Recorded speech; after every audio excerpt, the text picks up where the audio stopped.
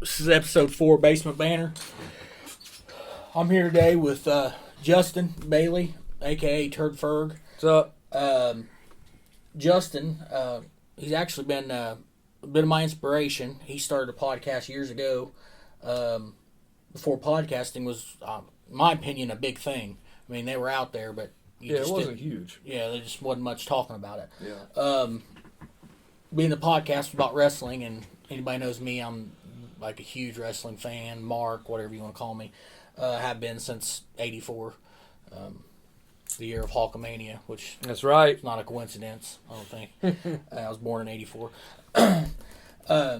Justin's actually done quite a bit. He's got his a current radio show. He's also you say, is it like a co-host or what's your... Yeah, co-host with Cronin, Joe Cronin. Joe Cronin. Anybody that enjoys wrestling of any sort, whether it be WWE, TNA, AEW, I'm assuming now, Ring of Honor. You guys doing indies, covering indies? I don't cover any of it anymore. I let Joe do all that grunt work. We just with the show I do on the weekends, we talk about everything. I don't even bother with the wrestling anymore. I don't have the patience for to it. keep up. Yeah, I don't watch it like I used to either. I think It sucks. Yeah, me and Jimmy were talking about that a couple episodes ago, I think. So your current thing now is JB Sports Radio. Is that right? The JB Sports Radio show. Yep. And that you run that live off YouTube, is that correct? Yeah, I run it off of YouTube. It uploads to Spotify, iTunes, Stitcher, or whatever else is out there. It goes out all over the place. But we go live 2 p.m. Eastern Standard, Monday through Friday. Oh man, so 5 days a week. 5 days a week, Man. And if I don't sleep in, of course, Right. I'm not under contract. So if I want to sleep, I can sleep. Which I do that. I exercise that a lot. That's the best thing about it, right? Yeah. So back when you started the podcast, I know you actually called me asking about ideas in regards to wrestling and whatnot. It was you and was it Zach? Yep, Zach. Yeah, Zach. It's weird how that started because me and Zach were big fans of Good Mic Work on YouTube. He's a big wrestling dude. Oh, okay. And he's grown really big now. He's got like 20K on YouTube. But we used to love him, Mm-hmm. and we always used to bust each other's balls like maybe we should do this, Mm-hmm. and we always messed around with it. One day Whit has everything. He's got a studio. I was like, why don't we just do it? And we did. And it went well for a little while, but it was a horrible time to start a podcast because I just had my first kid. They were, trying to get a house and all that stuff. Mm-hmm. So matching up for scheduling and stuff, it wasn't in the cards. But when we did do shows, we had a heck of a time doing it. It was fun. Mm-hmm. But, and he came back a couple of years ago to do the show with me with what I do now. But, it's scheduling, it sucks. Yeah. If you got a full-time job, you can't do this Yeah. On a normal schedule. It's just, you can't do it. Yeah, and I've learned that real quick. Like, I am about as big as a noob as you can be when it comes to this stuff right now. And I have so much admiration for these guys. I watch YouTube every night. Sure. Whether it be something historical, somebody ranting, whatever, every night. And just before I thought, oh, no big deal, they're running a camera. And then I go in here and I do it. It's just like this podcast and how long it takes me to edit an hour-long podcast. A lot of work and it's funny because, 90% of people are you before you did this. They think, you just turn this mic on and we go. And then we just like, all right, we're done, upload it. There is a lot of work that goes into it, especially if you want to make it big. Like, obviously I want my show to be big. Right. But you gotta put the work into it and you gotta put the money into it. And that's where the trouble comes in. Yeah. Well, me and you talked before, and we won't go into detail all that. I keep, that stuff private, and just people that I know, and know well. But I saved for a long time to get this. This is crazy, by the way. Set up. This is crazy. I saw this. I come down in his basement, and this place is backlit. like the friggin' like a theater. And I looked in there and I was like, is that where we're going to record this show? And we came in there and it was. This is crazy. I would kill somebody to have this type of studio. This is awesome. You know what this is? How come there's not legs on it? Oh, it's drilled into the wall. Yeah. Kurt, we're going to give a shout out to Kurt Fish on this. I found this idea on YouTube. This is the cheapest closet door you can buy from Lowe's. Yeah? Oh, this is a door? Yes. Get out And of here. I sanded it down, got some good paint, painted it up, and we got brackets and we mounted it. Kurt drilled it into the concrete. That's crazy. I don't do well with power tools. But yeah, I'm proud of this. I did every bit of this myself, and I cash flowed all of it. This is some serious, like, redneck ingenuity here. Yes, hillbilly stuff. You're using doors for tables. And then, like, all that stuff I had already. I just repainted it and sanded it and this and that and the other to cut costs. And obviously I bought a television and whatnot, but you got to have that. I will tell, there's going to be people that listen to my show that come and listen to this. And there are wrestling fans that still listen to it. Because sometimes I'll talk about it, but I won't talk about anything after, like, the year 1999. But this dude's got so much wrestling stuff in here. Is that Razor right there? Is that Razor? That's Lex Luger, actually. That tells you how garbage my eyesight is. But is that Luger in WCW? Yes. Okay. That's a Nitro. He's standing underneath the Nitro sign. Yep. A good friend of mine got me that for Christmas, like 3 or 4 years ago. Keep in mind, he has about 4 billion wrestling memorabilia pieces and figures. It's crazy. Like, I was telling him before we started this, like, this is like, I remember Keith said, hey, when we get a house, what do you want your man, like, how big you want to be, what do you want to look like? I was like, I want it to look like Will's basement. Like, this to me is like the perfect man cave. I can't even begin. He's got a pool. I mean, you got everything. And when we moved in, it was just carpet and, like, crusty old white and chipped off green, ugly, I don't even know what the color green was, paint. And It was like you redid a crack den. Yeah. Like, it was old. We got it in an auction, and the people that lived here before us were elderly. Right. And I think her husband had passed away, and she was, like, probably 80s, I would guess. And my guess is she probably just couldn't get downstairs anymore to... Couldn't work on it. Yeah. But, yeah, I did everything myself. Jonathan helped paint. I shout out to him he designed that background with Affinity. John did that? Yes. Really? And he's taught himself everything. So he actually designed Kyle's shirt. This last one looked really good. If you add 2 more B's on that, you got the Breaking Benjamin symbol. True. Yeah, you had the back B and the bottom B. Right? Yeah. Yep, the backwards. But yeah, it's weird, like the evolution of, like, it went from me and Zach doing a show to me doing the show to me quitting. I walked away for a time. Right. And then, I started, I did do the stuff with the local places here, like Emerge and stuff like that. And then I did a show and had a big falling out with the guys from Emerge. Because I got on there and just, maybe it was not a good decision on my part. Because I'm working for a promotion, yet I'm also slamming the wrestling business in general for being not kayfabe enough. Yeah. And I may or may not have threw them under the bus a little bit. So I probably deserved it, but there's a lot I can't get into about that as well, though. And I don't have any ill will towards, Ricky and Donnie and those guys there. Of course I don't have ill will towards them, but it didn't, there was some bitterness involved. But, so it went from that, and then I left and I started doing, I did a political show for a little while, and once I walked away from that, I started to get burned out. And I think everybody does. Yep. I got burned out with the wrestling stuff because, for one, it sucks. I can't stay. There's some of it's okay, no doubt.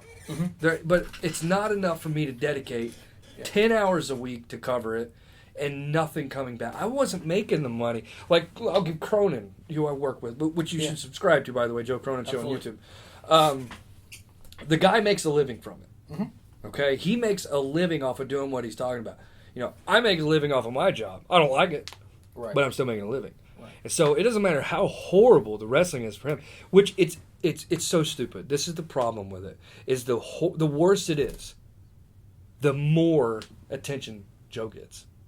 Because it's like the news. If the news covered birthday parties from 6 o'clock to 8 o'clock, nobody's going to watch it. Right. But you start covering about infants dying or robberies or car wreck. Anything negative. Anything negative, people are going to tune in. It's no different than Joe doing a show.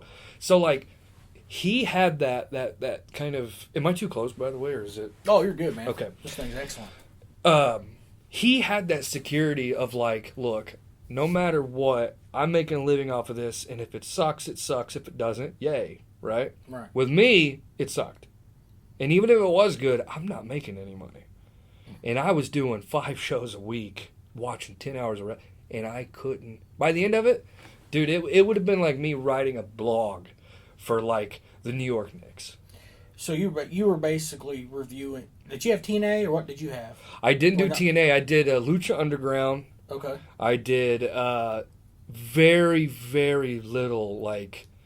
New Japan and Ring of Honor. Very little. They were lucky to get a mention. Mm-hmm. And then it was mainly WWE. What I did was I'd do a Raw, I'd do a SmackDown, I would do NXT, and then I used to do the show called The Verdict when they did the brand split. Mm-hmm. And I would do a Verdict show where I would break down Raw and SmackDown and then Verdict who won that week. But I couldn't do it anymore. So I walked away and I was like, you know what? I'm still working with Cronin. Mm-hmm. Me and Cronin had a falling out. Just we didn't see eye to eye. I didn't agree with some stuff he was doing, and vice versa. He may not have agreed with me, but I walked away. We ended up working the stuff out. And I've talked about that so many times, but it was just, it's like me and you, if we did a show together for years, mm-hmm. sooner or later we're going to have a blow up. Yeah. And the problem is, ours was on the air. So everybody, the blow up was in the air. So the blow up, the fighting's on the air, which, by the way, in turn, it's good entertainment. Yeah, how many times do you listen to Howard Stern fights or Opie and Anthony fights? I mean, that's what So I guess it's good now that our blow-ups always happen on the air. Sometimes they happen off the air. Uh-huh. But there was just, I didn't. What it was is I launched JB Sports Radio. Because basically what I was trying to morph into what I'm saying here without rambling is I wanted to talk about what I want to talk about. No matter how much it sucks, whatever, I want to have the passion to where I'm still enjoying myself. So if I'm going to talk Pacers, I'm going to be a fan for life. Right. No matter what. Same here. If they have a bad season, I'm still going to talk about them. I'm going to bash them for the bad seasons. I'm going to love them for the good seasons. I'm that type of guy. Mm-hmm. Same with the Red Sox. Same with, the Colts, whatever. Mm-hmm. So I launched that, and I didn't feel like I was being supported. I didn't feel like Joe was fully supporting what I was doing. I think he was mad that I wasn't dedicating more time to his show, which is understandable. I don't hate him for that. Was he taking it as you were a competition, or? I don't think. No, he didn't. Because you didn't focus on wrestling. His main focus is wrestling. No, I mean his main focus is wrestling. That's what he does 4 to 5 nights a week. Yeah. He has his I guess you call it shock jock. We don't like using that term that much anymore because it's so stupid. That was an old radio term, but and we know what that term means. A lot of the younger generation doesn't. Mm-hmm. But shock jock is basic. Talk about what's in the news, say stuff that's going to rile people up. Right. So he's got those shows too, but his main thing was wrestling, and it was never a competition thing, especially because JB Sports Radio, it was about NBA, NFL, NHL, blah blah blah. Mm-hmm. He was because the majority of my audience is his audience. Mm-hmm. I'm not going to lie. Right. Of course it is. Mm-hmm. I had a very, very small... it's local. When I first started, it was a local small audience. Mm-hmm. A lot of local people. Not people that are watching on YouTube necessarily. People who are downloading on iTunes, talking about it on Facebook.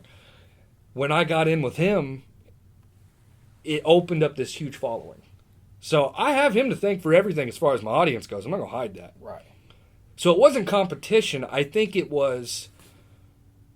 And I don't think we'll ever see eye to eye. And by the way, we're fine now. Just so everybody knows. But it wasn't a competition. I think, again, it was he wished I would have dedicated the energy from that into doing more with him. Helping grow the one show rather than having the 2 shows. And that may make sense to everyone. Like, that's what we should have done. Because we probably could have gotten bigger. We could have done Bailey and Cronin, which is what we tried. Mm-hmm. It could have gotten bigger. I'm the guy that I want to build something from the ground up. Yeah. I want to be the guy that builds something from the ground up. Right. And so I started the blog, the sports blog. I started the radio, the podcast and everything. He didn't like that. He didn't like it at all. I never got plugged, as he would bash it sometimes. And I was like, piss on this. I don't need this. Right. So we had a pretty bad falling out. I mean, not like we weren't, you know, I don't know what to say. We weren't like cursing each other out all the time. Right. But it definitely ended badly, and then sooner or later we ended up. How did you get connected with him to begin with? I was a fan. I was a fan. So It was a comment or a message or what? it's. I'll give you the cliff notes what it was, because it's he's got such a history on YouTube. It's insane. I mean, if you got like nothing to do for the next year, he's got a history that'd blow your mind. But anyways, when Taker and Lesnar had their match at Mania 30, and Lesnar won, which I predicted that, by the way, and it blew Witt's mind, and he got mad and left my house that night, by the way, before DB ended up winning the title. Yeah. But when Taker lost, it was everywhere. Yeah. You know, unfortunately, Daniel Bryan's big win was overshadowed with the streak being broken. Yeah. So I was on second shift at the time. So you know second shift. It's like what 2:30 to 11. Yeah, it's horrible. So it was on Sunday. Everyone has to go to work, or everyone has to go to bed, get ready for work. I had nothing to do. I'm all jacked up from WrestleMania. You know, I got beer in me. I'm ready to fight. Let's go. Yeah. I just got done watching WrestleMania. So I go on YouTube, and YouTube was not what it is now in 2014. Right. But I go on there, and I just wanted to watch the clip of Taker losing, because the network was garbage back then. Oh, yeah. It lagged out. Breaking down every 2 seconds. I was like, Undertaker loss, Brock Lesnar. I type it in, WrestleMania 30 review, Joe Cronin show. I was like, what is that? I mean, it looked crazy. I press on, I was like, dude, this is a radio show. He's talking like Howard Stern, and it's wrestling. It was a dream to me to be able to hear. Both worlds. Yeah, it was that shock jock but wrestling talk, and he's talking about what I wanted to hear about. So ever since then, I was in on it, and he used to work with a couple of guys who he had a falling out with. They were not good people. That was not on Joe. That was on them. And so he started to have people fill in. And I told him, I said, hey, I got my own show. I was like, if you ever need somebody to fill in, I'm your guy. Wrestling back then. I would have filled in for wrestling. And he was like, yeah, cool, man. And I never heard from him again. Because how many people have said, hey, I'll help you out. Right. He probably got 1,000 people like that. But one day, randomly, I get a message on the Facebook. The Facebook. I sound like Bret Hart. The Facebook. I was on Facebook, and he sent me a message to the Best There Is podcast. What's that called? The Messenger, but it's for the page. Yeah, yeah. And I didn't see that thing for probably a month. And it was him, and he's like, hey, I just heard your show. It's really good. He's like, you should come on the show sometime. And I was like, sure. And somehow I ended up becoming a producer for the show, where I talked to all kinds. I got so lucky when he had me be the producer. I talked to Ted DiBiase. I talked to Jake the Snake's guy. I did talk to Jake the Snake, because, I mean, it's getting a hold of Jake the Snake was, it's not an easy thing to do. I know he has since gotten sober. Let's say back then he was pretty strung out. But when I was trying to reach out to him, he was probably belly deep in a crack pipe. But I talked to a lot of people. But it ended up, what I would do was I would call in as Bernie Sanders as a joke on his show. Oh. I would call in as Bernie Sanders. He'd be like, hey, Joe, how's it going? It's Bernie Sanders. And he thought it was the funniest thing ever. So I did that for like 2 months. And then one time he had me come on the show, and it ended up going well. And I've been on there pretty much ever since. 4 years. But that's how it started. That's good. That's a long time, too. That was a hell of a rant right there, wasn't it? See how easy it is for me to ramble? That's good, though. But it's good information. That's yeah. the key. If it's like nonsense, then it's right. different. But I've got it down to a Cliff Note style, though, too, because I've told the story so many times, and it's easier to tell it now without bringing in a bunch of stuff that don't matter. But so when you started the sports radio, which you're running 5 days a week, yeah. Do you just cover your favorite teams, or do you cover, just say, like NBA in general a day, MLB a day, NHL a day? How does it work out exactly? I strategically, biasedly cover my own teams. Good. I don't see. Here's the difference, and again, if I offend people with this, I apologize. But I'm so sick and tired of this cookie cutter sports talk. I am so over hearing that, and I know there's a place for it. Yeah. The LeBron James switch colored socks, or LeBron James is wearing an undershirt under his jersey now, like that kind of stuff you get on ESPN. And it's why stupid. is it on there? It's boring. I'm not going to do a show that you could turn on to any channel and listen to. I want to talk about. I don't want to talk about. Oh, the Cowboys are 8-8. Where are they going to go from here? No. I'm not going to talk about that. I'm going to be and I'm being very PC not PC, but PG right now. My show will offend you. I'll be straight up honest with you. I don't hold anything back. Yeah. It will offend you. And to me, that's like, I'm not trying to offend you though. Right. I'm just speaking to you like we would have been speaking off the air. Right. I'm talking to you as if we were shooting on your pool table in there, talking about the Pacers or the Colts or the Red Sox, whoever and I think people appreciate that. People have told me they listen to me when I could talk about Batman the Dark Knight for an hour, and people be like, I couldn't stop listening because you weren't being fake about it. Right. You were talking to me like we were out, grabbing a beer and just talking. Right. So I wanted to take that and to do a radio show about sports like that. And so I don't just cover the Sox and the Pacers, the Colts, but I also don't go, the Jets beat the Jags, and then this team beat this team, and blah, blah, blah. Right. No, there are places for that, and it ain't mine. Right, that's AM radio type stuff. Yeah. Now, if, Carson Wentz and Dak Prescott have a big, Eagles-Cowboys game, and, Carson Wentz, he ain't worth the toilet paper he's wiping his butt with, I'm going to go on my show, and I'm going to trash him. But I'm going to go hard. Right. I'm going to come in hot because I don't, Will, the thing is there's 1,000 sports shows nowadays. Yeah. And they're all the same. The biggest thing that aggravated me, I got rid of cable for a long time. But right before I got rid of cable, and I've got rid of it again here, but I would typically come home and I would turn on ESPN, and you'd have like Pardon the Interruption, which wasn't bad. It was not a bad show. Funny, the Cuban guy, I can't remember his name, but he'd always do like a rap song or something. It was always hilarious. Yeah. And stuff. And, and then you'd go into some other things. But then you'd go into like Sports Center, which I would always watch as a kid, right before I went, to go to the bus stop or whatever. It was a rite of passage. You always had to watch it. Highlights, you'd get cool stuff. And the anchors were funny. Yeah. Yeah. I mean, the anchors were Dan Patrick. Yeah. One of the wittiest, funniest guys I've ever seen. And he has his own radio show now, I think. Mm-hmm. Doesn't he? And his radio show is cookie cutter as hell. I mean, it's very cookie cutter. But I'm not saying it's not entertaining. Yeah. But a lot of people do that type of show. But, even teams I didn't like, at least it was the highlights, and it was sports. Right. And then, right before I get rid of cable, it's Colin Kaepernick this. Or like I said earlier, LeBron James, he's wearing an undershirt under his jersey now. It's like, okay, who cares? Right. This has nothing to do with a sports game. Well, here's the fact of the matter. If you're covering his undershirt, let me try to say this the right way. If your show is so pathetic that your main topic, and ESPN does this all the time. I don't know. What's the show Stephen A. does with... First Take? Yeah, First Take. They got topics like that.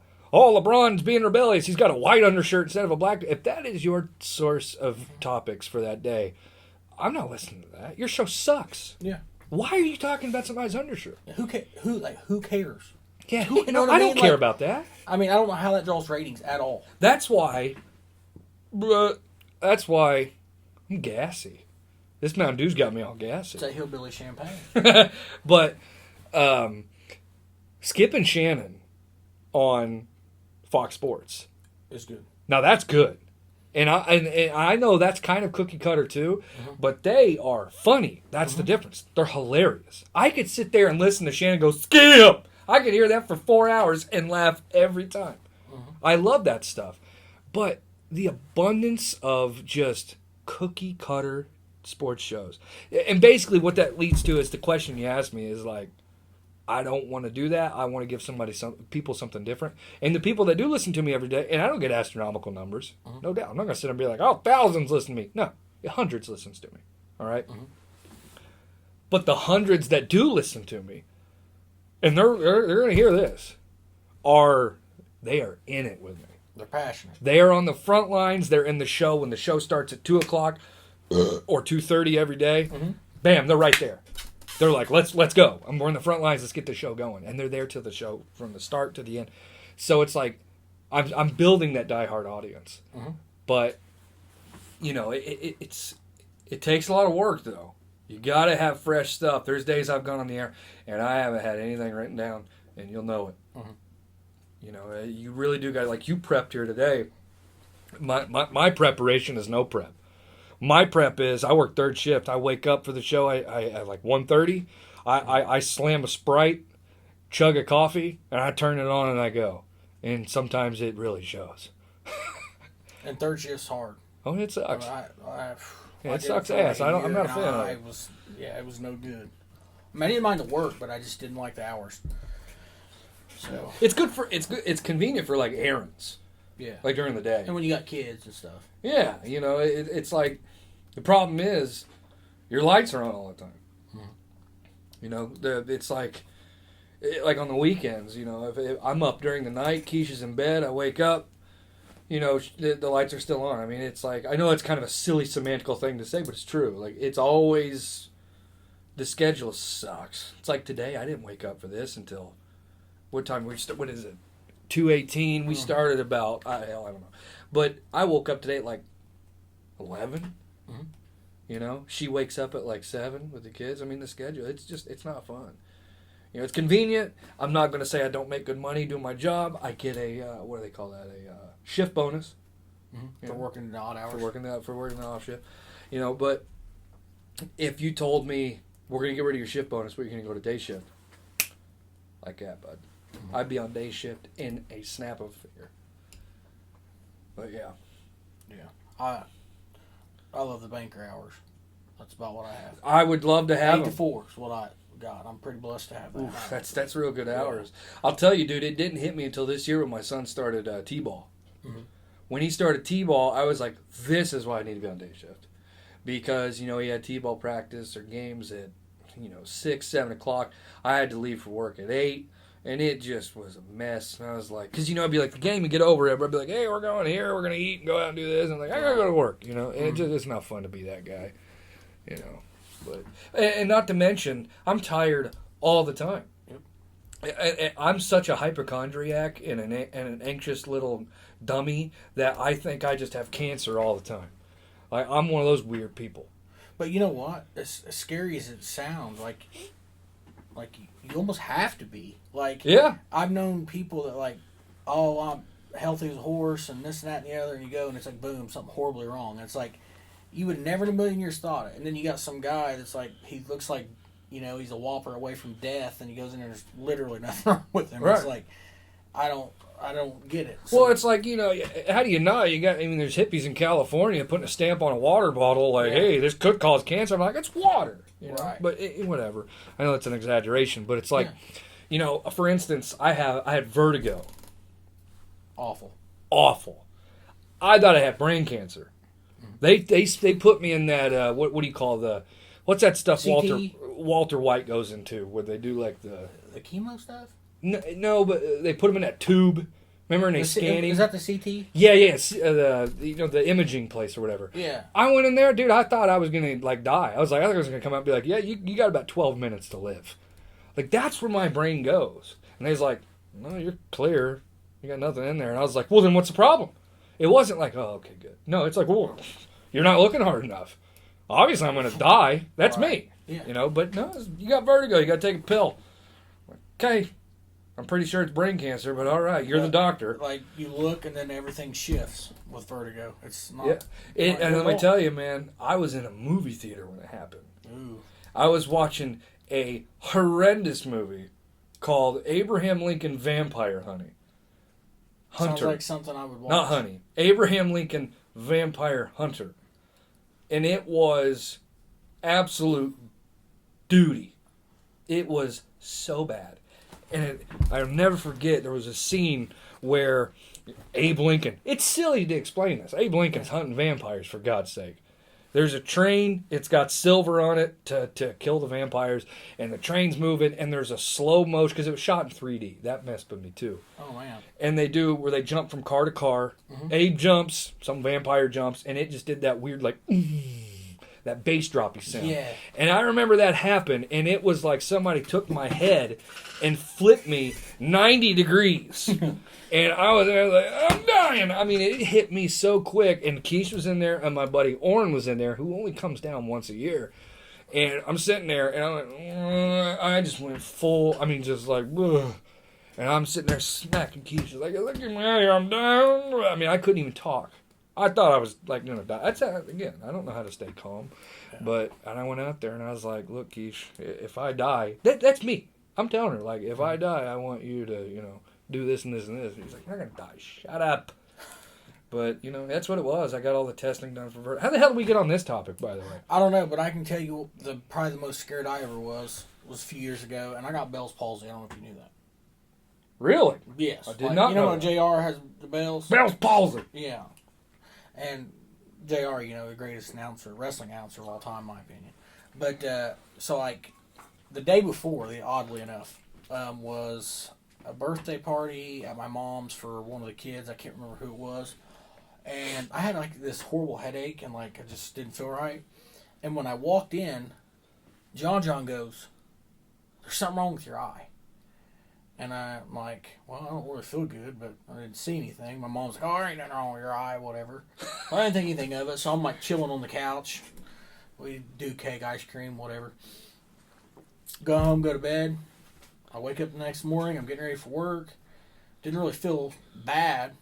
And, like when you brush your teeth and you like fill your mouth with water to rinse your mouth? Yeah. Well, I filled my mouth with water, and I went to rinse it, and when I squished the water, it just slung out the side of my mouth. It was like my mouth wouldn't close. It was drooping. Right. Yeah. Well, I'm like, oh, God, I've had a stroke. Right. Oh, yeah. It's like one of your symptoms is the... And so, like, I went in to, I don't remember what it was called, Well Connect, I think, because we got, back in the day, we would get free stuff, like free visits, so many free visits or whatever a year. Uh-huh. And when I walked in, like, they grabbed me and take me straight back, which is another sign, like, hey, I'm going to die. Oh, yeah, for sure. So you go in there, and they're, like, checking this and doing all this stuff, and they're like, you need to go to the hospital. You don't need to be here, you need to go to the hospital. Then I'm like, oh, at least they didn't call. What were you thinking, though? Like, I thought I literally had a stroke. Right? So you were thinking stroke. That's what I was concerned, because they do run in my family. Right. And so I'm like, and we went to the hospital, and they did a bunch of tests and hooked me up and did all these things, and I had to do like squeeze tests. But this was before you went into work, right? This wasn't while you were at work? Yeah, like I got up, I was planning on going into work. Yeah. And the day before, I actually felt horrible. I made it through work. Well, yeah, you said you didn't feel bad when you woke up. You said you didn't necessarily feel bad. You just kind of slung some mouthwash. I was just, doing my thing, Right. And then I look up and I sling water outside of my mouth, like, that shouldn't happen. And then I looked and I could tell. And, it was like eye drops and all kinds of stuff because my eye wouldn't close all the way. It was weird. But, yeah, we went on a tangent here. So I liked it. We both thought we were going to die. Oh, yeah. I do it all the time. I have no idea. Well, you probably do, but I think it all the time. Well, I was going to say a second ago, I actually have been diagnosed with generalized anxiety. Mm-hmm. I had to take medicine for it. Yeah. I can't remember what it was called. Like maybe Klonopin or something like that. Which may have caused the vertigo. It was before that, though. Oh, was it? Okay. Yeah. But I quit taking the Klonopin because I felt dopey all the time. Yeah. I remember I was playing golf one time, and I had taken one of the Klonopins, and like 6 hours later I took another one, and I was on the golf course, and I was like Cheech and Chong flying in the sky with Lucy. I mean, I felt so dopey, and I remember I can't remember who I was golfing. I was like, dude, you're going to drive the cart. I don't feel right. Not a bad feeling. Mm-hmm. Like, being diagnosed with anxiety, the medicine helped, but I felt it. Like, I felt the dopiness. Yeah. I knew I was drugged. Impairment. Exactly. I felt impaired. I wasn't like, oh my God, give me the hospital. It was just like, I know that I'm not normal right now. like, get me home, I gotta sleep. So I haven't taken it since. And I've learned to back off. Mm-hmm. If I feel a certain way, like, there'll be times at work where I'll start to get anxious. Mm-hmm. And I'll tell myself, quit being a pussy, you're gonna be fine. Mm-hmm. And, 10 minutes later, I'm fine. I've learned to deal with it without being medicated, essentially. Mm-hmm. Like a meditation. Yeah, it's that's your what own sort of meditation. That's what Keish says. She says it's kind of a she says it's kind of a meditation in a sense, with like, instead of racing back and forth mm-hmm. and be like, this is happening, this, that. Instead, I just kind of sit there. And one thing I do is I do this. I know it's radio, but I got my hands on my neck where I just kind of like focus, mm-hmm. and I do that. And I'm fine. So it just goes to show you, like, you can... And I'm not saying some people don't need medicine. Right. God, I'm not saying that. Oh, yeah. Some people definitely do. I've seen... There's an issue with mental illness in this country. We were talking about this slightly before. And we need to worry about it. We need to focus on people like that. Mm-hmm. But there is a way to do it without medication. So I guess basically what I'm saying is I'm kind of a... Which is where counseling and stuff like that comes into play. Sure.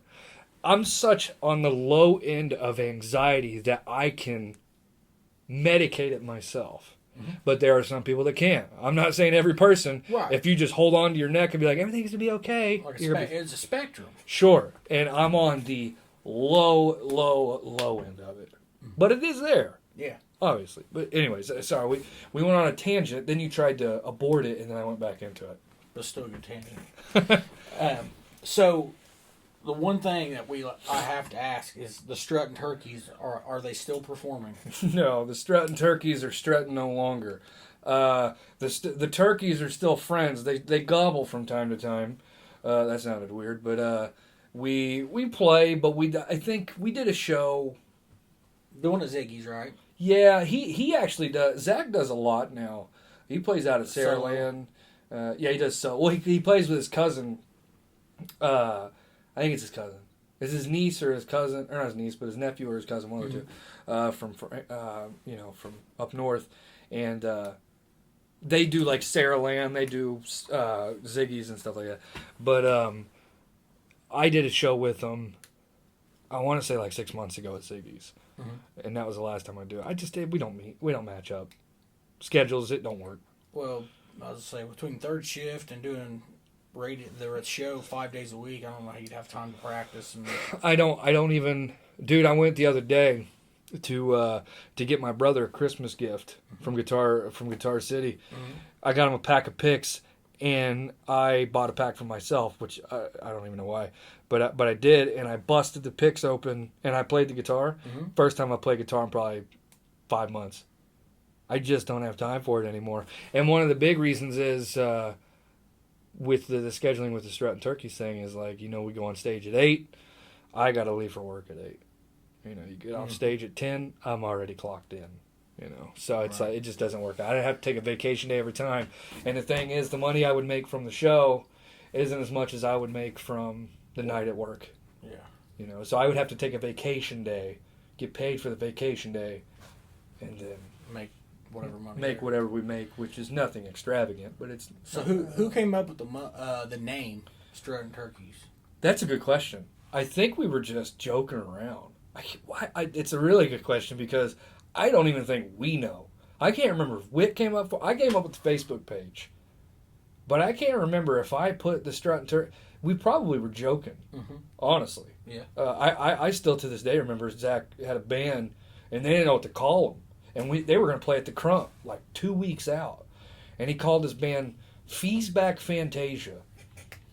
Horrible. It was a horrible name. I don't even like talking down about that. That's horrible. It was so bad. But it was an inside joke with one of our teachers that we grew up with. Oh, okay. Feesback. Yeah. And we used to always, mess around out in the garage, and like I was always on drums, he was always on guitar, but occasionally we would flip instruments, and we call ourselves like Feesback Fantasia or something, just joke around. And one day I was like, look, because I wasn't in their band. Mm-hmm. He wasn't in ours anymore. We were doing separate, but we were playing the same shows. It wasn't like a beef or something. Mm-hmm. I said, I need a name. We got to make a flyer. I need a name. He's like, put Feast back Fantasia on there. I was like, you've got to be kidding me. He's like, no, it'll be all right, right? I was like, whatever. I put it in, and they stuck with it for a good while. But again, that goes back to that was probably how the Strutting Turkeys came about. Just a random. Oh yeah, so it was just probably like, hey, Strutting Turkeys, and then now you wrote some of your own songs, yep, right? Because I heard some of them online. But then you guys did some covers, right? we mixed it up. You know, 30% originals, like 70% covers. Yeah. And it was acoustic, right? Yeah, the Turkeys were acoustic. Yeah. So, what was some of your guys' favorite songs to cover? Me and Whit, we have this weird. I have my style, he has his style, but we also have a middle ground that we both agree on. Mm-hmm. He does more. He's not here, so it's hard for me to say this without him defending himself because I don't want to misrepresent him. But he's more of that maybe classical style, like he does like I'm So Stupid, like Dave Matthews Band, and like folk type. Kind of, yeah, that folky sort of, jam band. There we go. That's what I was looking for, like jam band type of music. Yeah. And I'm more a metalhead at heart. Mm-hmm. I'm a big metal guy at heart. I grew up, no, I didn't grow up during that time, but I grew up, it was Metallica, Megadeth, Led Zeppelin. Those were my roots. Yeah. But then I do like, 3 Days Grace, Breaking Benjamin. I have, that style. But then on the other hand, I have the Devil's Road too, where I'm into Unearth and All That Remains and, Lamb of God. I have that style. I mean, I love everything. I don't even, there's some hip hop out there I can actually bob my head to, but I prefer not to. Yeah. But, I would say the least I listen to, and I know you're a big fan, you may not like this, but I don't listen to that much country. But with Whit, it would be like, it wasn't necessarily the songs we wanted to cover, it was the songs that I could sing. Like Shinedown. We covered a lot of Shinedown. I like Shinedown, yeah. We did Bad Company, the band and the song. We did, but at the same time, we would go from Bad Company to, The Crow and the Butterfly, and then bam, we would play Midnight Rider by the Allman Brothers. Mm-hmm. So we had a good. Makes me think of the Devil's Rejects. Every single time. That's what me and him think of too. But it was a good mix though, because there was something for everybody. Right. You had the old bags in the back. We play Bad Company, and they're like, oh, they start clapping, and then you have the more, we'll say, 30-year-olds, maybe early 40s. You play maybe a Dave Matthews song or something like, yeah, I know this song, and then you could target that sort of 20s with Shinedown and Breaking Benjamin. We really did have a really good balance, and it's a shame that we can't play more. Yeah. Because when you do So Cold by Breaking Benjamin, and then you do Free Fallin', and then you do, Midnight Rider. It was such a good mix. I had a lot of fun doing it. But, scheduling. It always goes back to scheduling, dude. Time. There's only so much time in a day. Yeah. If mine and Zach's ventures were ever fully met out, whether it was the podcast or the band, I mean, we used to have all the time in the world when we were kids and doing the band stuff. That was all I did. I mean, it was video games and music. That was all I did. But, now I'm lucky to. Well, I take that back because I've been playing so much Nintendo Switch, being on my shutdown right now at work. I'm finding time to play video games, don't get me wrong. But because I've been playing Mario Kart 8. I don't know if you have the Switch. Oh, yeah, right there. I mean, that game is unbelievable. I mean, but anyway. Zelda, the new Zelda, not the Link's Awakening remake, but the Breath of the Wild. Amazing. Okay, so I'm scared because my favorite video game of all time is about to blow people's mind.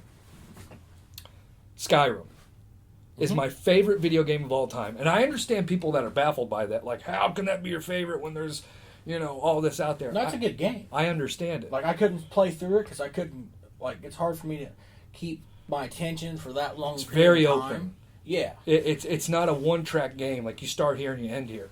It's got branches and you go up. I've been playing that game for the better part of a decade. I still haven't beat it. That frustrates people. But I love to constantly find new things within the game. But what I was going to say is I've been told that this game is like Skyrim, because it's big and there's a lot to do and stuff like that.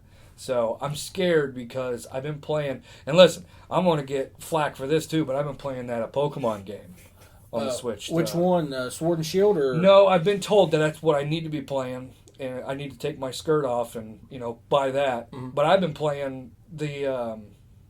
I never get the name right. Not Hey You Pikachu, but Eevee. It's the Eevee Pikachu stuff, but it's like Let's Go Pokemon or something. I know what you're talking about. But that's what we got. Is that Pikachu and Eevee edition? Yeah, we got the Pikachu. Well, I'll tell you what we did. We bought it for my son. Mm-hmm. Secretly, it was for us. But I've been playing that Pikachu thing, and it is so simple, and it's obviously geared towards kids. But I played it for 7 hours. I got 7 hours in that game. Mm-hmm. I don't know how we got off on this, Will. How do we do this? Well, could we seen the Switch and we have the attention span of a pea pod. Like people say, like, why do you play Call of Duty? Well, because I can get on there and play a match, and an average match lasts 6 minutes, right? And then I'm on to the next match, so it's a different map or whatever, or a different game mode. So it's like I can keep my attention going because it's something different each time. Whether I played Zelda for hours, I didn't beat it, right? But I can only play so long, and then it's kind of like it's not that I dislike it, it's just I just can't stay focused. Here's the problem with Skyrim, and this is why I'll go back to it. You brought up a great point in the Call of Duty thing, like, if I gotta go to work, I can come down here and play a couple Call of Duty games. Done. I'm out. In the car, I'm at work. Yeah. Skyrim, you start the game, it's like a half hour, 45 minutes till you even get going. Yeah. Like you gotta, and I won't bore people to death with the facts. I mean, you gotta empty your bags, you gotta have your gear, you gotta have all this stuff. And that's the beauty of games like Call of Duty, and even the Mario Kart. Mario Kart, you can bang one if you're on 200cc, you can bang 3 or 4 races out like that. Mm-hmm. But Smash Brothers, stuff like that. We got that too. We got 4 games. We got the thing I just said, Pokemon one, and I got the Breath of the Wild, Mario Kart 8, which is what I played the most because the game's unbelievable. And then what you just said, Super Smash Brothers. Super Smash Brothers frustrated me. I played it the other day. And it's so busy. There's a lot going on. Yeah. Why? I don't know. It's so competitive. Like, they esport, like, Smash Brothers. I get that. But it's like, when I played Smash Brothers on 64, it was so cookie cutter and simple, it was addictive. This game, I was playing my brother-in-law on a couple nights ago. We were playing Super Smash Bros. He got it for Gavin. I was like, pop that in, we're going to fight each other. And we popped in, and we're just flying everywhere. I'm like, why are we not fighting? Like, I don't get it. And it's hard because it zooms out, too. Yeah, it zooms out. You're like this big, and I'm just like, are we going to fight or not? And I was like, this right here is why Mortal Kombat's the greatest fighting game of all time. It's so simple, and, but we could talk about video games for days. Days upon days. So I've got to ask you, top 5 movies of all time, favorite. You know what? You actually said this before we went on the air, and me, like the dope that I am, didn't even think to prep beforehand. You're gonna have to help me here because if you don't, there'll be silence where I'm thinking. Because I can tell you, I'll tell you my 5. Please, because I may agree with you. Okay. So from worst to first, or do they have to be in order? I won't say they have to be in a specific order. But I will say my number 1 favorite movie of all time, people think I'm crazy, The Dark Knight. I don't think people think you're crazy. I think that's pretty common. I mean, that movie was, 3 hours long? And I sat there and it was like it was 15 minutes. Like, yeah. I was so into it. And you're hypnotized every time Ledger's on screen. Absolutely. Hypnotized. What's he going to do? Right. What's he going to do? He's so back and forth. Nothing will ever be the same. And I had this conversation too, not to derail us here. We had this as a top, dude, I'm burning up. Why do I have my jacket on? I've been here for 2 hours and I got my jacket on. But we had the discussion of what movies have you watched that you'll never experience it like you did the first time. Mm-hmm. And that was one of the most, obviously Fight Club was on there. Because Fight Club is that's pretty much meant to be watched once. Right. But The Dark Knight will never be the same because we saw it in the theater. I've told this story too. I bought tickets for me and Keish on a movie night, and I surprised her with tickets to The Dark Knight, a chick, to a Batman movie. She got mad at me. And she's like, I'm not going to watch Batman. That was for you and you know it. And I was like, shut up. Get in the theater, it'll be fine. She loved it. She was blown away by the movie. We saw it like 3 other times. But my point is, when you're in the theater, you'll never forget the first time. Whether it's the bank robbery scene in the beginning, and he pulls his mask off, and you'll never forget that. Whether it's the mafia meeting in the back of the kitchen, the party. With the pencil. And he just smashes that dude right through it. You'll never forget the first time you saw it. I'm not saying it diminishes the replay value, but the way you felt when he came on screen that first time, yeah, it's pretty hypnotizing. So that's your like number. That's it's way up there. That's my favorite movie. Okay. Of all time. How many times would you say you've seen it? Legitimately. Probably at least 10, 15 times. That sounds about right. That's a long movie. Yeah, it's a long movie. Well, see, here's the thing. People like, I love when people say, what's your favorite movie? You say your favorite movie. How many times did you see it? You say 10 times. Like, that's not that many. Do you realize how many times that really is? To sit there and watch a movie 10 to 15 times from start to finish. Mm-hmm. It's a lot. Yeah. I don't understand, and this may be in your top 5, and I apologize if I ruined the surprise here. The Godfather and The Godfather Part 2. I like those movies. Mm-hmm. But The Godfather 2 is almost 4 hours long. Right. So if I say, someone's like, JB, what's your favorite movie? I say The Dark Knight, and I say, Will, what's yours? You say Godfather Part 2, and I say, how many times have you seen it? You say 10 times. It would blow my mind that you were able to sit there. That's 40 hours. Yeah. That's a week. It's a work week. Yeah. It's crazy to me.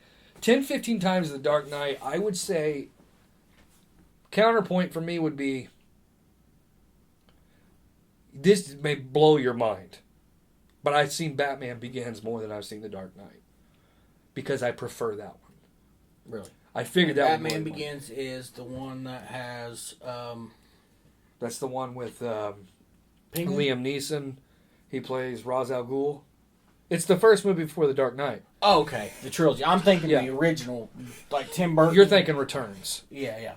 Batman Begins, was the movie before. Told why. Because, and I've told this a million times, me and my wife, we talk about it all the time. The reason Batman Begins works with me, not only because I'll never forget the early days of like the internet, not the early days of the internet, but like forum boards and stuff, and they're like, guess who the villains are going to be? And I'm like, who's it going to be? I get on there, I look, and they say Ra's al Ghul and the Scarecrow. I'm like, what? Right. What the hell are they doing that for? Ra's al Ghul, and I knew who they were. Mm-hmm. They were like B+ players. Yeah, you're not talking Penguin, Joker, Riddler, Catwoman, Two-Face. I'm like, but you see, that was the beauty of it. That we weren't ready for. Because Christopher Nolan is a genius. Yep. So I'm like, okay, I'm going to go watch it, obviously, with, buddies in high school and stuff. We go and see this movie, and this is what I was going to say. We go and see it. The Scarecrow was unbelievable. The whole throwing the powder in people's eyes and the way it was, he'd morph his face. Crazy.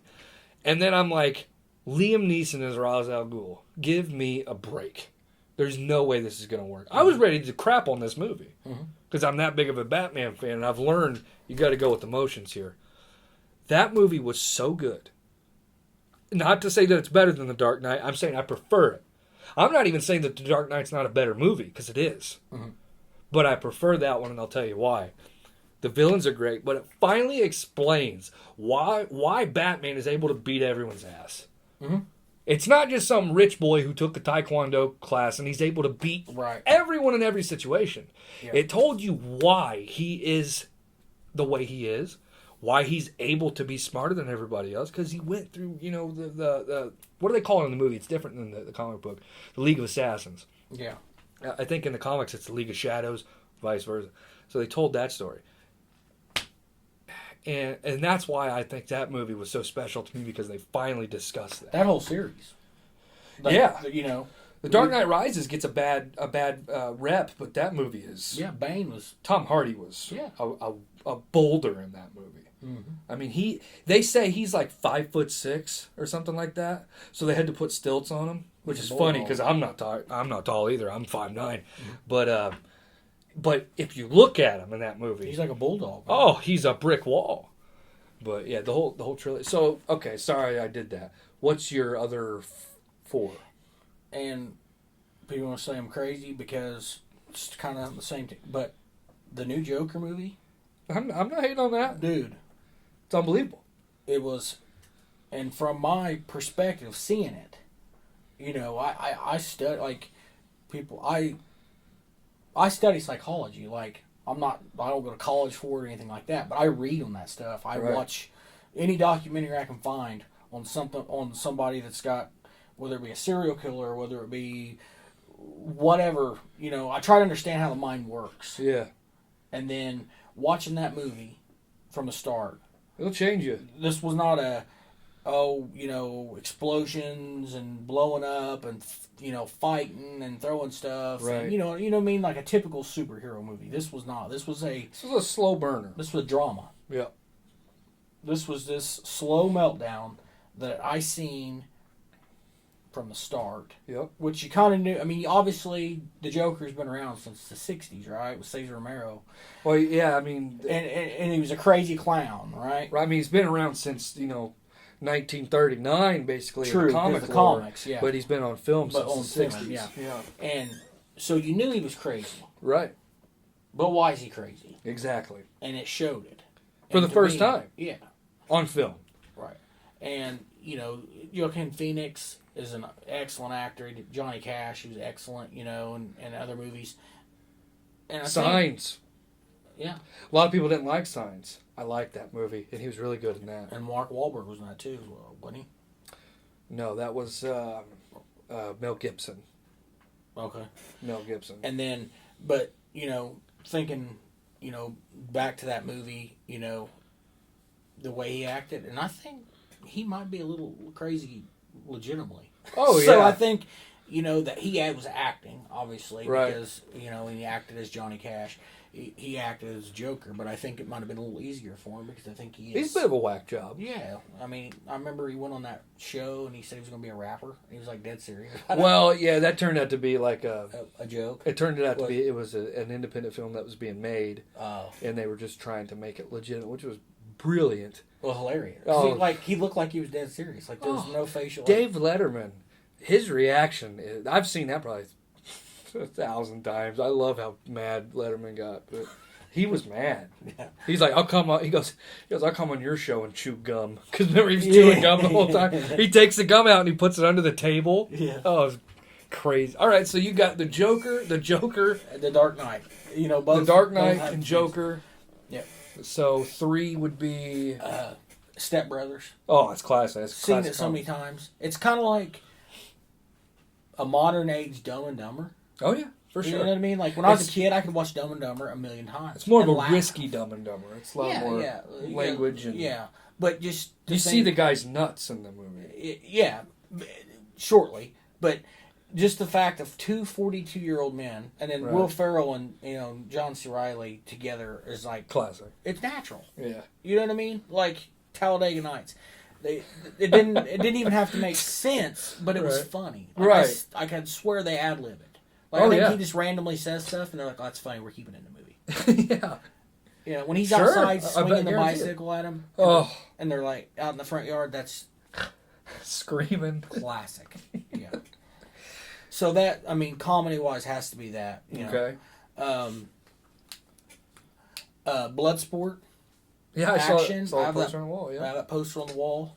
I love how diverse your list is. Yeah. It's a good mixed bag. I just absolutely. Me and Keith McCorkle. I don't know if you know Keith McCorkle or not. Me and Keith watched that. I had it on tape when I was a kid. We watched the tape so many times it broke. True story. Just like the VHS tape, Yes. just corroded, just wore the film down. Yeah. It's like an onion.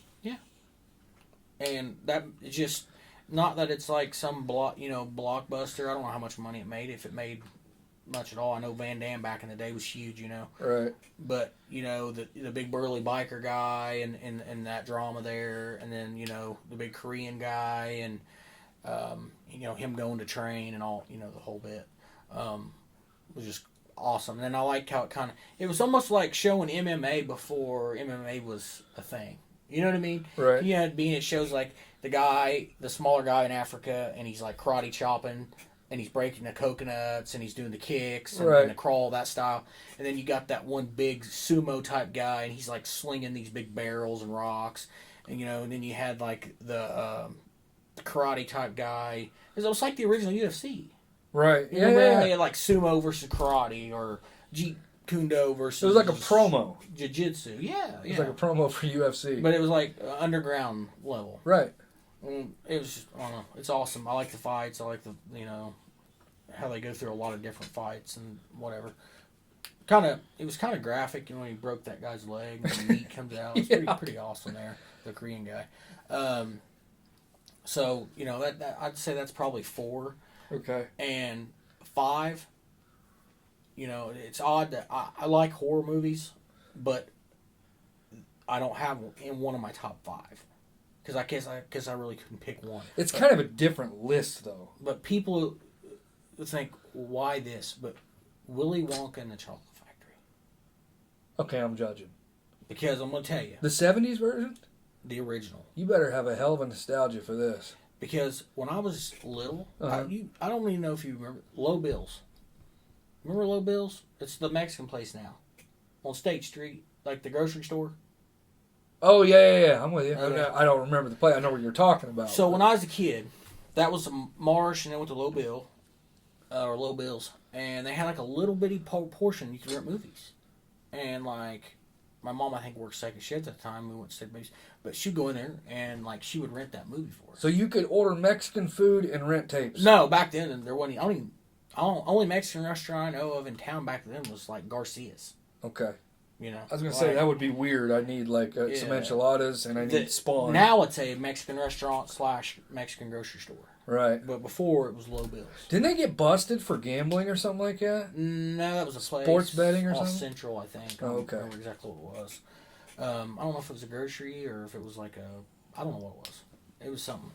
But, yeah, that movie, and if you do the, research and you watch, the documentary on it stuff, the reactions and stuff, Mm-hmm. a lot of that was a legitimate reaction. Those kids and them people did not know, when they first see it, they're like their faces, they didn't know. And to put all that together as well as they did at that time frame, right? And it's one of those movies that every time it's on TV, you watch it. I turn it on every time. Huh? And you're not a Charlie and the Chocolate Factory guy? No, I liked it. Did you? I'm a Tim Burton fan. Okay. Edward Scissorhands. Batman? Beetlejuice, Batman. Loved Beetlejuice. Watched it all the time when I was a kid. What else? Corpse's Bride. Nightmare Before Christmas? Yeah, Nightmare Before Christmas. I had all those. Still do, I think. I had never seen that movie till about this October. What, Nightmare Before Christmas? My daughter's obsessed with it. It's weird. It's but very it keeps weird. Your interest. Yeah, it was. I finally saw it, and I was like, okay, I don't. I don't get why it took the world by storm later, because it hit its wave later. Mm-hmm. It was still popular in the '90s, but the way it took over pop culture, I get why that happened, because it was so easily like the gothic sort of trendy thing to do, but. And it was a musical. And but it's like, and if there's people out there that don't like this, I'm just basically saying I don't understand why the movie is considered to be as amazing as people consider it. I'm not saying it's not a good movie, but it's overrated. It's overrated in my book. I think it stands out for the reason of it's not your typical Disney. Yeah. Well, the story it was also, wasn't it kind of the first claymation type thing as well, right? Well, I don't know about that, but I do know that Disney, they didn't want to put it out because they were afraid it would scare kids. So they let Touchstone release it. Ah. So Touchstone got the original rights to A Nightmare Before Christmas, but then once they finally released it on DVD in the early 2000s, Disney got it back. Because Disney's a mafia. Mm-hmm. They are. People wonder who the mafia are. It's not the Italians anymore. It's Disney. Yeah, they own everything. They own it all. Yeah, I'm sure the Mountain Dew we just drank. They probably own a portion of it. Yeah, they probably had the crate probably came from Walt Disney's warehouse. Mm-hmm. They own everything. Well, $6.99 Disney Plus, well worth it though. Oh yeah, The bundles. I got it. I pay my dues to the mafia. As far top 5 for me. Obviously, number 1 movie of all time is going to be hard for me to be like, it's this, because I just can't do that. But mine's very. It's going to surprise you. I'm very cookie cutter when it comes to top 5. Mm-hmm. I'm going to say Predator. I'm going to say Terminator 2. Yeah. I'm going to say Goodfellas. Mm-hmm. I love Goodfellas. Yeah. I've seen Goodfellas a lot.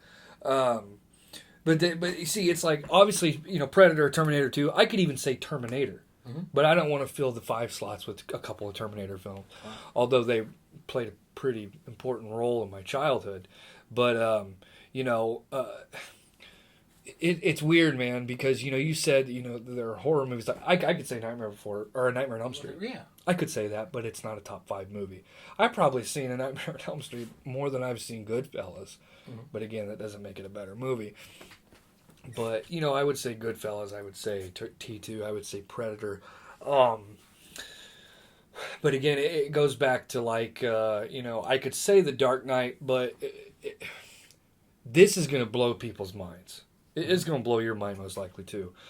But Man of Steel is one of my favorite movies. Really? And I know that movie was met with such mixed reactions. But the reason I love it is because it's not your typical like pretty boy superhero film. Yeah. It was dark, it was gritty, it was grimy, he was like depressed because he was an alien. Mm-hmm. But it was also physical. It was like I said gritty, like the fighting was so over the top. And I understand people didn't like it. No doubt. Yeah, there are going to be people that prefer Christopher Reeves. Mm-hmm. I'm sure there's not people out there that prefer what's his name, Brandon Routh, who played in Superman Returns. I'm sure nobody prefers that. Yeah. So I get it if people are like, dude, you are insane if you think that Man of Steel is one of your top 5 favorite movies, but it is. I love that movie. I'll tell you what, Batman versus Superman, I had such high hopes, and I could not sit through the whole thing. I'm glad you brought that up because I am, my fans that listen to the show, we do a lot of superhero movie talk. I am a big, Marvel sucks. Let me just come out and say it. Mm-hmm. Marvel sucks. And by the way, forget my top 5. We're done with that. Because we just got into this. It's over. This is what the show will end on here in a few minutes. I guarantee. Marvel sucks. I don't care how much money they make. Mm-hmm. I don't care how many comics they sell. They suck. All right? I'm going to go off on a rant. I'm just warning you. I hate them. I hate everything about it. To an extent. Let me tell you what's good about Marvel. Spider-Man sucks. It's one of the worst superheroes of all time. Mm-hmm. He's stupid. Mm-hmm. Okay? Iron Man basically ripped off Batman. The suit. Not the suit, just the character in general. Right. The Hulk. Don't even get me started. Mm-hmm. The Hulk is just a stupid, angry green guy who can't control when he hulks out. Give me a friggin' break. The whole, well, what about Superman? Nobody can kill him. Well, that's because he was the first ever. He's awesome. Shut up, you're stupid. All right? I don't want to hear your Incredible Hulk bull crap. I'm done with that. Yeah. Name an Avenger. They're stupid. Anyone? Who's another? Thor. Thor's all right. I would say, all right, let me be level-headed here for a second. Marvel sucks. Okay? I'm a DC guy. It's in my blood. I was born into DC.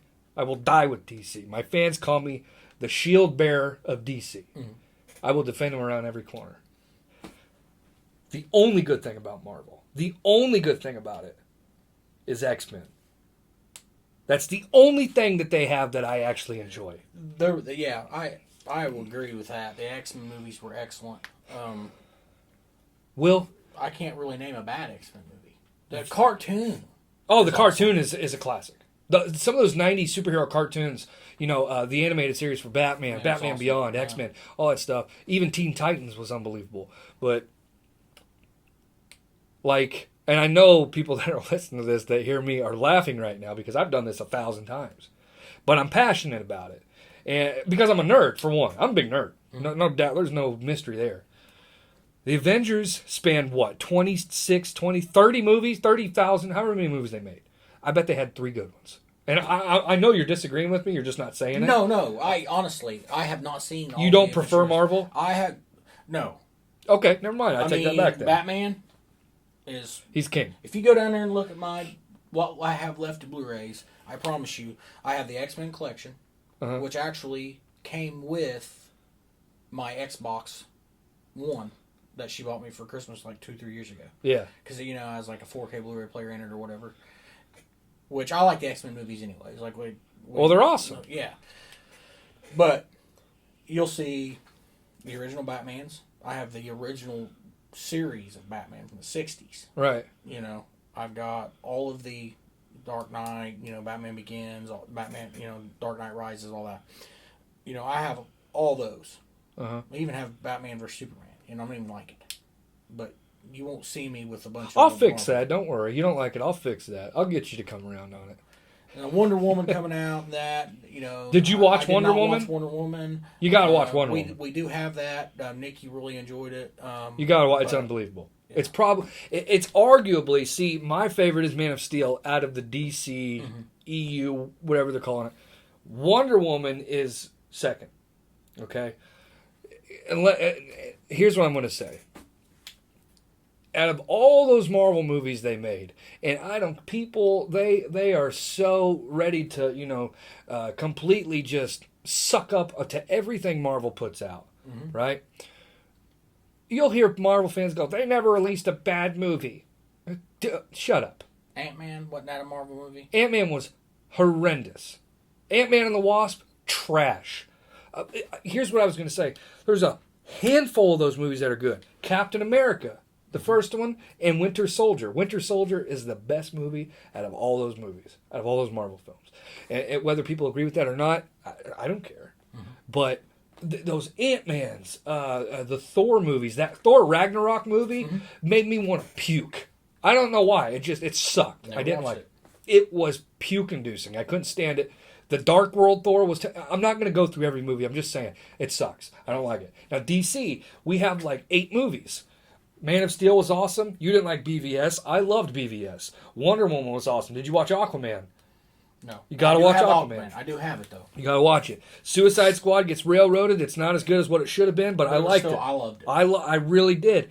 And then Shazam. I don't know if you saw Shazam. No, I didn't see it. You got to watch that one. It's all the DC movies are dark. And you want to know why I don't like Marvel? And I'll tell you. Because it's for friggin' kids.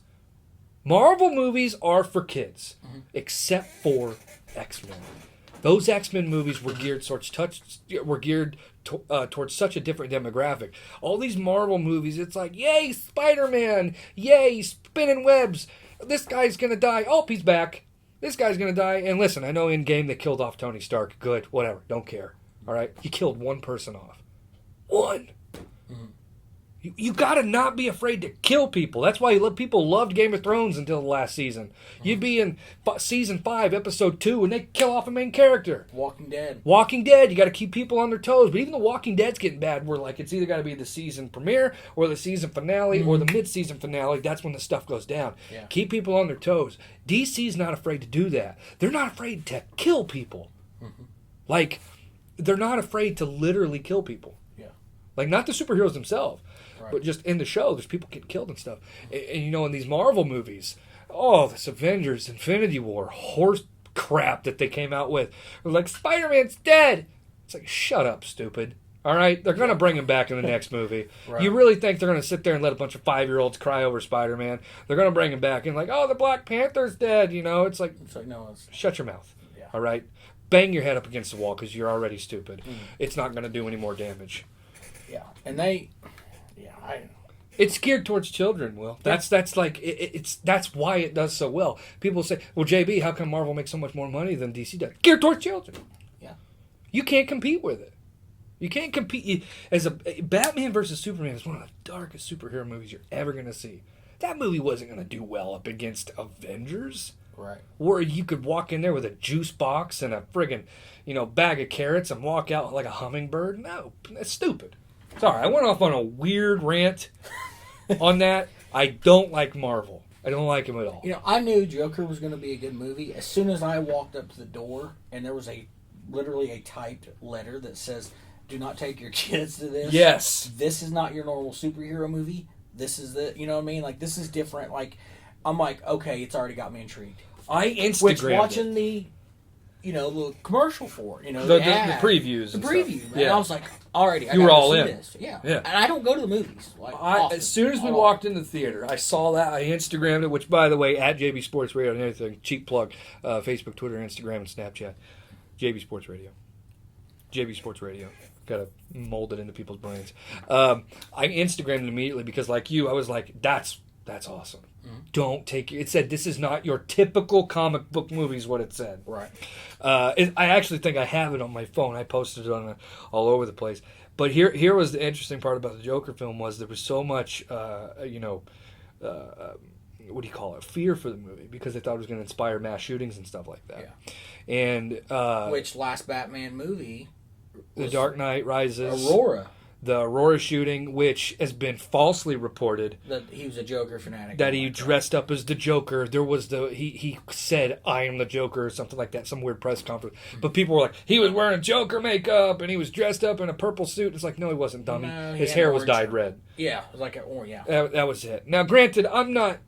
Those victims, I have much sympathy for the families. I'm not trying to denigrate anything that happened. God bless those families, and I hope that they're able to get through whatever they have, in front of them. But I don't like misrepresentation in the media, and unfortunately we got a lot of that nowadays, but we're not going to do that. But there was a lot of mass shooting scare with this because there was like some stuff surfacing online. And whether you weren't scared or not, I did go in there with a little bit of anxiousness, like, I hope something doesn't happen. Mm-hmm. And that kind of added to the movie. The movie did $1 billion. Oh, yeah. It was like one of the top grossing movies. It is the highest grossing, it is the highest profiting comic book film in history. That's awesome. I've reported on this film on my show every day. Trust me, the fans are over it. But, like, it had, I think, $75 to $125 million budget, maybe even lower than that, and it did $1.1 billion. Dr. Evil style, $1 billion. But think about that for a second. That movie was never supposed to do that. No, never. And I love that because for one, it's a DC movie, and two, and I won't go off on a tangent here, but the fact of the matter is, no Marvel villain can lace the boots to any DC villain. No. It's just in the Batverse. Yeah. Think about it. When you think villain in comic books, who do you think of? You think of the Joker, Riddler, Penguin. You think all those. Two-Face. But the fact of the matter is, when you think villains, the number one, I don't care if they're 5 years old, I don't care if they're 50 years old, the number one image that pops in your brain is the Joker. And all these little, 10-year-old, panty wastes walking around going, Thanos is number one. Wrong. Thanos was a nobody 10 years ago. Mm-hmm. The Joker's been a somebody since the late 30s. Yep. I mean, we were in World War II when the Joker was coming up. Yep. So, well, me and you are both... I frazzled him with that rant, big time. Me and you are both huge horror fans. Oh, yeah. And obviously, Sid Haig passed away this year. Super sad. Very sad. He was legitimately one of the nicest guys I ever met. Never met him, and I'm very, very jealous of you. As a matter of fact, if you see the blue, there's three photos. So he's got a plaque on the wall. Let me look at this real quick. So he signed it. Oh, so that's from 2013 when you went there? I didn't get to go to that. Okay, I had to work. My friends Tom and Dan went up there. They went up there. They met to meet Ace Frehley. Oh, okay. It was Days of the Dead. Right. And Sid was up there. So, they knew I was a big, fan guy, of the, corpses, rejects. Films. Yeah. So, my buddy Dan runs into him, talks to him in the lobby of the hotel before, the thing started. Yeah. And talked to him for 20 minutes or so, whatever. And he's like, yeah, I just, set the table up, whatever. And so they go through, they meet Ace Frehley. And it must have been towards the end of the thing because I'm laying in bed. It's 11 o'clock at night. And I just got off work, whatever, 11:30, something like that. And my phone rang and it said it was Tom Rayburn, which is Dan's brother. And I'm like, what in the world are they doing calling me at 11 o'clock? You know what I mean? Yeah. So I answer my phone, and I hear the Captain Spaulding voice. And I'm like, what? So I start kind of getting crappy because I'm thinking somebody jacked with me or something, right? And he does that laugh, he does, in the movie. And I'm like, and then I hear Tom grab the phone. He goes, you know who that is? I go, well, it sounds like Captain Spaulding. He goes, Yeah, we're standing here right now with Sid Haig. It was actually him on the phone. It was actually him on the phone. He got back on the phone. He talked to me for like 15, 20 minutes on the phone. Seriously? Seriously. And they told him, like, he couldn't go because of work, blah, blah. He's a big fan. Oh, awesome, he said, and told him what I did for a living. Yeah. He said, I got a lot of respect for them guys. He said some guy, tried to put something together, basically claiming to be him to try to rip people off for money, that kind of crap. Yeah. And he was talking about how, they helped him out in, our line of work and stuff. And so I talked to him, for 15, 20 minutes. Coolest thing ever, right? And then come Christmas time, they gave me that. They had it made with the date and stuff. And then that's him on the phone with me. That's what that is. Yeah. Oh, okay. And that's him signing the picture, and then that's the picture he signed. That's wild. So, in 2000 and... what year was it? It says 13 on the plaque. Well, yeah, that year. 2015 or 16. Days of the Dead came to Indy for, like, the first time. Uh-huh. And they advertised it, and the big thing was they were going to have Ric Flair. Oh, boy. Biggest Ric Flair fan, favorite wrestler of all time. Told Nikki, she goes, we got to go. She goes, if you don't go, you'll regret it the rest of your life. Yeah? We got to go. We'll go. Go ahead and get my ticket. They were lined, like, literally outside and around the building for Ric Flair. For Nate? For the Nate. This is a horror convention, Right. right? I mean, yeah. I mean, there's Bill Moseley and Sid Haig and Kane Hodder and... Love Kane Hodder. I think the twins from The Shining. Yep, I remember seeing they were on it just last year. There was just all these people. They have makeups and special effects artists on there. Yeah, and like they will sell so many tickets. Like I know Sid Haig, I don't know if it was that year or not. Actually wore his Spalding costume, did the pole paint. And everything. I should have went. But they only sold so many tickets to that. Right. You know what I mean? So we go up. There was a huge line for Sid. Sid is the only one in the entire place that would not charge you to get a picture taken with him. Yeah, I heard about that. I heard Nate was charging like $30, right? Oh, more than that? It cost me for a picture and that autographed 8x10. It was $80. Get out of here! I swear to it. And they were lined all the way around the building. Sid you could go up and get a picture taken with him. Yeah. They wouldn't charge you nothing. You know what I mean? He'd talk to you, whatever. Now, if you wanted to buy an 8x10, they were $20. Right. Something, Yeah. just for the photo. Not that bad. And Like that one right there? Yeah, I got that one. And Devil's then, Rejects. Yeah. And then the first one's from the House of 1,000 Corpses. Remember when he's getting robbed? Oh, yeah, that one right there. Yeah, the gas station. The where he has the ride. Yeah. It's the guy pulls his mask off and Yeah. he's like, "What are you doing?" And I remember that whole scene. But yeah, that's so hands up. That's what he said. That's what he does when he says hands up. Yeah, he put his fingers up. And then got the double birds going. I go up there and I get my picture taken with him, and I had him autograph that picture there, and Nikki got his picture taken with him, and I talked to him. I said, I don't know if you remember me or not. I said, but you called me from Chicago a few years ago. I told him, my job.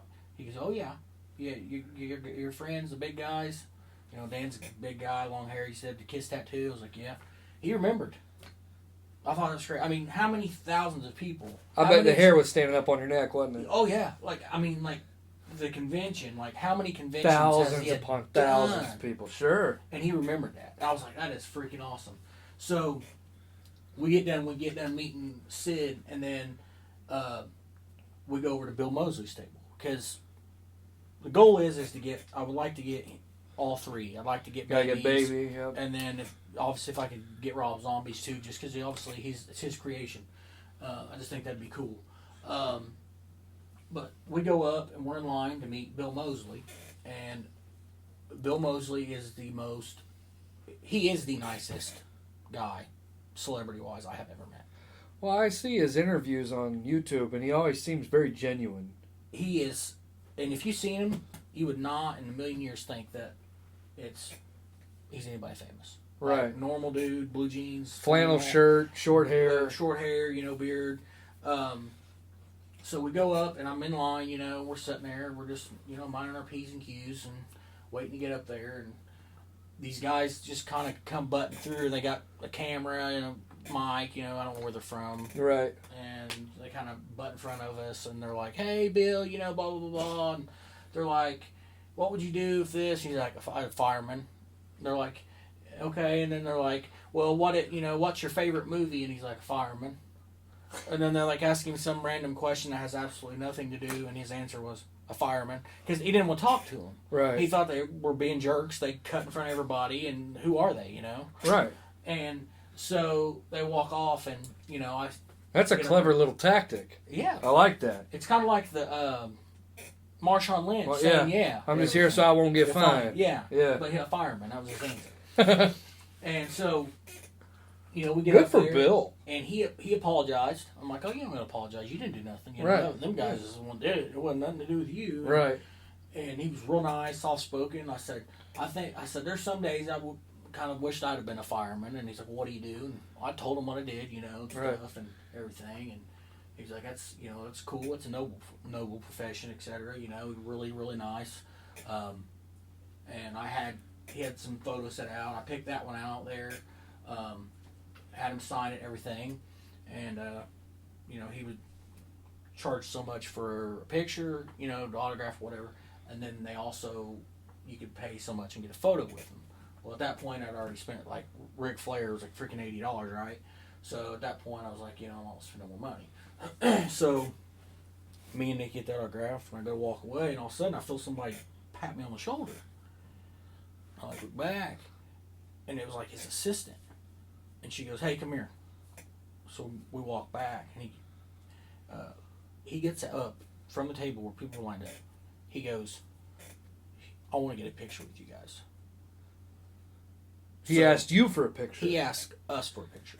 Right. So we stand there, we get like 2-3 pictures, and he does like this hand thing he does in one of the movies. Got the picture actually in the other room. And he gave me an 8x10. $10 back. What? He didn't even charge me the full price because he was charging $20 per picture. Right. An autograph. He gave me $10 back and took a picture with us.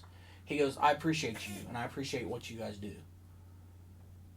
That's crazy. And went back and sat down. I mean, it's not crazy. It is crazy. But to experience it, it would have been crazy. Yeah. To me, I don't typically bring up work or anything, but you got a guy who plays people in a movie he's typically a killer or some psychotic. When somebody says somebody's a good actor, I don't think people take that into perspective. Right. This guy in the movie, he's been House of 1,000 Corpses, Devil's Rejects, Texas Chainsaw 2. Free from Hell, Texas Chainsaw, which you had photos of that. You could autograph too, was awesome. The metal mask he has, and you could go buy one of those for the shootout, right? Yeah, for like $40, you could have got one of those signed. They were cool. I wish I would have got one of those. But like after he went back, I talked to his assistant and stuff, and she was really nice. And she said that he is the most respectful individual. He is totally opposite of what he plays on screen. He has kids. He does not utter a cuss word in front of his children. He doesn't cuss in front of his wife. He doesn't. She said he is straight-laced, quiet, good dad. He goes to work, that's work. He comes home, it's gone. It's done. Right. He's Bill. That's refreshing. You know what I mean? Yeah, of course. And I was like, that's awesome. And I never put into perspective what somebody says as a good actor.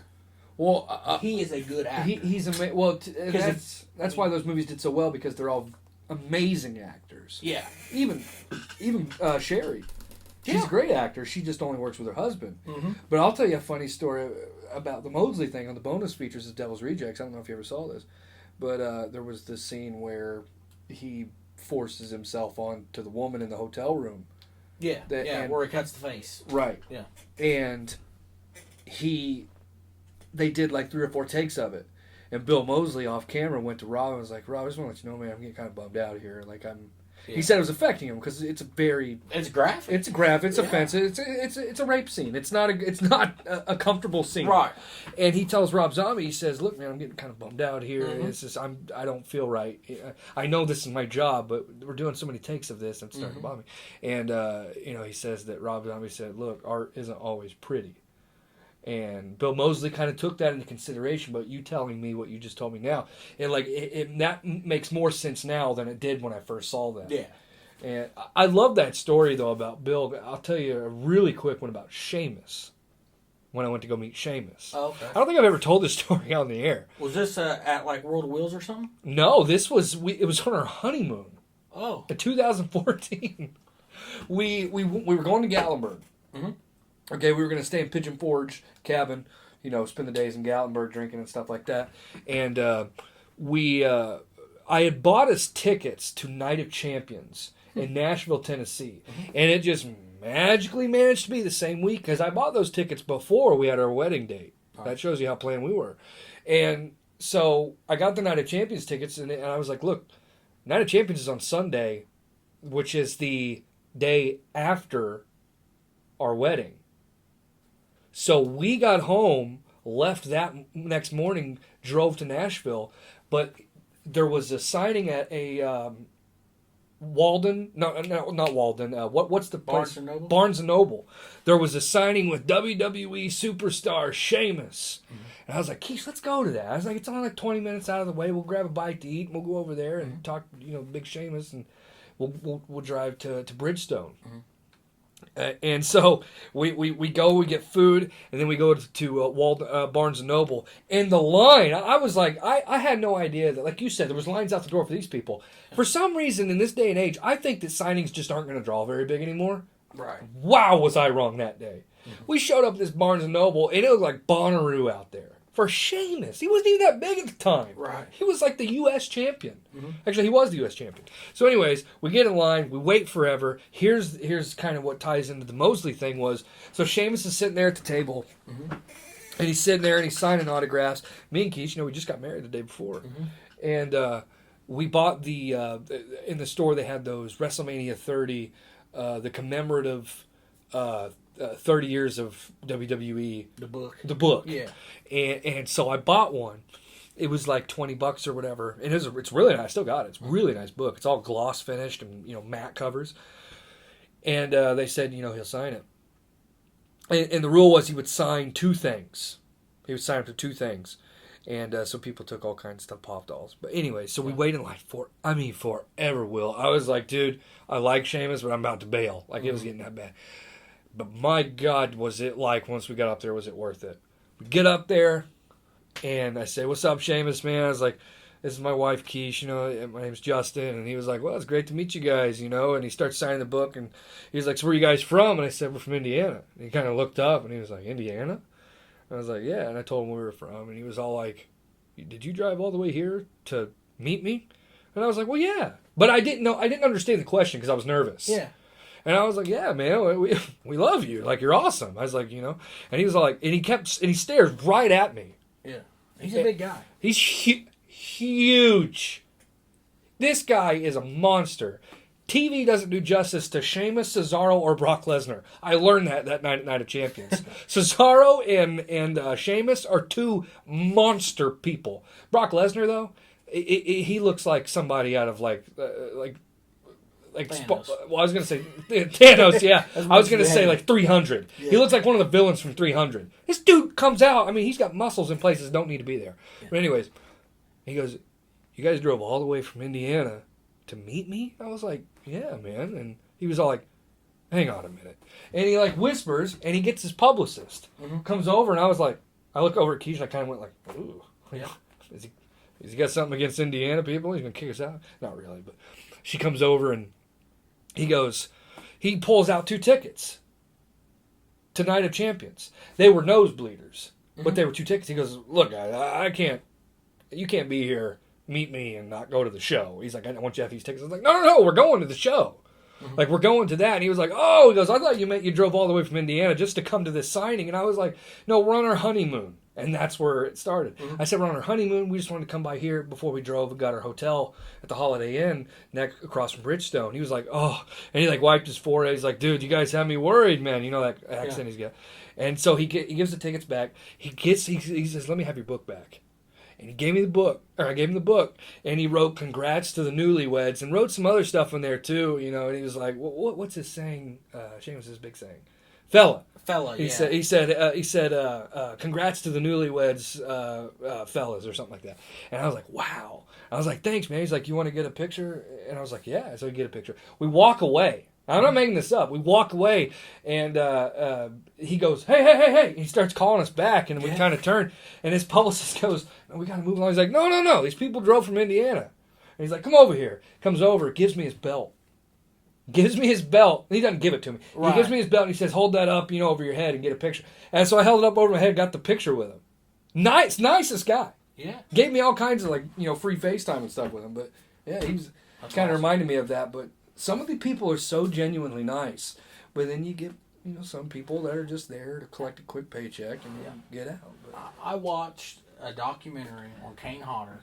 Love him. Who obviously played Jason, not the original one. That was Ari Lehman. He played Jason from, I think, New Blood to Goes to Hell, right? I think so. Yep. And then he played in Hatchet, Victor Leslie Crowley. Vernon. Not Leslie Vernon. I'm thinking of something totally different. Victor Crowley. He played in all of them. But he did not play Jason in Freddy vs. Jason. Mm-hmm. I used to think that, and I never understood why he didn't get that part, but that's neither here nor there. But I watched that documentary, how bad he was burnt up and about died and all this stuff. And back we were talking about how, Otis or Bill Moseley plays the most psychotic parts, but he's so nice. Right. Kane Hodder is the exact same way. He interviewed all these people that's worked with him and stuff. And the guy and girls and stuff that worked with him said that the guys that play the twisted, dark, sick parts are usually the nicest. Are normally the nicest guys you can ever work with. Yep. The guys that are the heroes, superheroes, are normally jerks. They're arrogant, cocky, they're divas. They want everything their way. If it's not their way... Well, look at Robert Downey Jr. Yeah. Guy's a drama queen. And it was just odd to think that, but, he... And I didn't go and get an autograph and stuff, but I did get to see Kane Hodder, said hi to him, walking by, Like I said, at that point, I'd spent so much money. It was like, dude, we got to get out of here. But if you haven't been to the Days of the Dead, man, I got to go. If you enjoy horror movies at all, it's just the cosplay costumes alone that people dress up as are unbelievable. You know what it is, Will? I'll tell you. The difference, you brought up superheroes, but I'll just tell you the difference between horror and everything. Horror is probably the most tight-knit community when it comes to fans. Mm-hmm. And the reason that I think these guys are so respectful to their fans is not only is there's not a lot of money in horror. Right. There's not, unless you're an all-time icon. Mm-hmm. I don't even know what Mosley and Haig's net worth is. It's probably not a lot. Mm-hmm. That's probably why they're doing the conventions. But at the same time, those conventions are filled with fans who eat, sleep, and breathe horror movies like us. Mm-hmm. We live and die by the horror movies, no pun intended. I mean, it's such a tight-knit community, and I think that they knew that. Bill and Sid and all those guys, they know that these fans would they'd take a bullet for them. Mm-hmm. And that's probably why, was especially in your case, but, I love that, and I'm not saying it doesn't exist in other fan groups. Right. I mean, but the comic book people are insane people. Yeah. And I don't know if you read or if you follow Rob Zombie or anything on Facebook or whatever, but he wrote a big, long post the evening that Sid Haig passed away. Was it the iPhone notepad or whatever that he wrote the message on and then posted it out? Or was it like an actual This was a typed out thing on Facebook. Okay. But he was talking about how Sid was really bad sick when they were shooting 3 from Hell. Yeah. I don't know if you've seen 3 from Hell yet. I have not. It's excellent. it's different because, but he was sick, obviously. Right. He's in the movie, not long, but when you see him, he just does not look. I mean, he looks like he weighs 150 pounds. I thought he looked rough in Halloween. Yeah. When he was the groundskeeper. Oh, Sid. It's Sid. Yeah. But you can tell in that movie he was sick and that he was just hurting. Right. And Rob Zombie put in there that, he told him, he's like, man, I understand you don't got to do it, man. If you can't, just tell me. I'm not going to be mad. I'm not going to be upset. We'll move some stuff around, whatever. And he said that no, that I will be there. I can't do much, but I want a part. And he said that basically he thanked him for giving him, because, people don't realize Sid Haig was in James Bond movies and stuff, and westerns in the 60s and 70s and stuff. And he was a henchman in the original Batman series. Yeah. He was a henchman. And he, and he just kind of fell off, like nobody wanted anything to do with him anymore. And Rob Zombie calls him out of the blue. He's like, hey, man, I'm making this horror movie, and I don't think he'd even never been in a horror movie. And Spaulding become an iconic character. Yeah. I mean, you think horror movies now. You got Jason, you got Freddy, you got, Michael Myers, Ghostface. Dude, you got Jigsaw. And you got Sid Haig. Spaulding, dude. Yeah. With the hat and everything. To be fair, the trio. Yeah. That trio are an iconic trio. And he, like he said, he credited Rob Zombie for giving him a resurgence. And he made, like you said, their net worth probably not that much. Right. But them guys go, like you said, fans are die hard. Mm-hmm. He goes to these conventions. He charges us $20 a picture with an autograph. Most fans can afford $20 with an autograph, sure. Right? And like I said, the ones that can't, he still takes a picture with them. Mm-hmm. Only one there that did it. But think about it. He probably sold 1,000 pictures, $20 a pop. He probably made good money off of it. Yeah, and no doubt. Did, and he probably did 8 or 10 of those conventions a year. But he was thanking Rob for that because he gave him that chance. And to be fair, even if he wasn't doing those conventions, he was probably living comfortably. I'm not saying he could just go out and buy a Porsche or something like that, but he was living at his house and he didn't have to worry about money. Right. But it kind of obviously. My favorite band is pretty much Queen. I mean, I love Queen, Metallica and all that. I would have guessed Breaking Benjamin. But Benjamin, it's morphed over time. It's like I said, it's a friggin' revolving door. I can listen to Benjamin. But Queen, it's the Freddie Mercury effect. I'm not saying I'm comparing Sid Haig to Freddie Mercury, but when Mercury... Did you ever watch Bohemian Rhapsody? Absolutely. It's amazing film. It was very good. It's amazing. Probably top 5 films this year. No doubt. It was last year, though. It was 2018. Oh, wow. This year went by so fast, it felt like that. But Bohemian Rhapsody cleaned up at the Oscars. Won like 5 of them. Mm-hmm. But if you remember in the film, when he contracts AIDS, and he has the meeting with Brian, and he's walking down that hallway after he leaves the doctor. And then he has the meeting with the guys, and they talk about, he says, I got it. I'm infected with it. And they knew what it was. Because they knew he was gay, And he never came out with it till the end. Right. But he knew that he was having trouble with his voice because he was sick. But my point is, in comparison to Sid Haig, he said he wanted to spend what little time he had left making music. So it's kind of like Sid. It's like, yeah, he's sick. He knows he's not doing well, but he still wants to do what made him who he is. If that makes sense. Freddie, he didn't want to live out his life in a hospital bed. He wanted to continue making music because that's who he is, and that's who Sid was. Yeah, Sid he was so bad. I mean, so bad off. Like he did the laugh, iconic, right? And then you could tell his pain, and it was sad. Right. And he was so small, it was sad. And he was in the movie maybe 10 minutes. Really? That's it. And I won't spoil it, but like right towards the beginning. But that shows that, that dedication that he had, 1 for the fans, 2 to Rob Zombie, thank you for giving me that. Yeah. That, that bringing me back when nobody else was calling me about a part or picking me for a part or whatever. Yeah. And Rob actually, when he came up with the character, that's who he had in mind. Well, that's what he says. He always writes for who he has in mind. And he knew that about Mosley, too. Mm-hmm. I've watched all those House of Thousand Corpses TV spots and bonus features where he talks about all that. I love that stuff. But What's it been, like 4 hours since we've been on the air?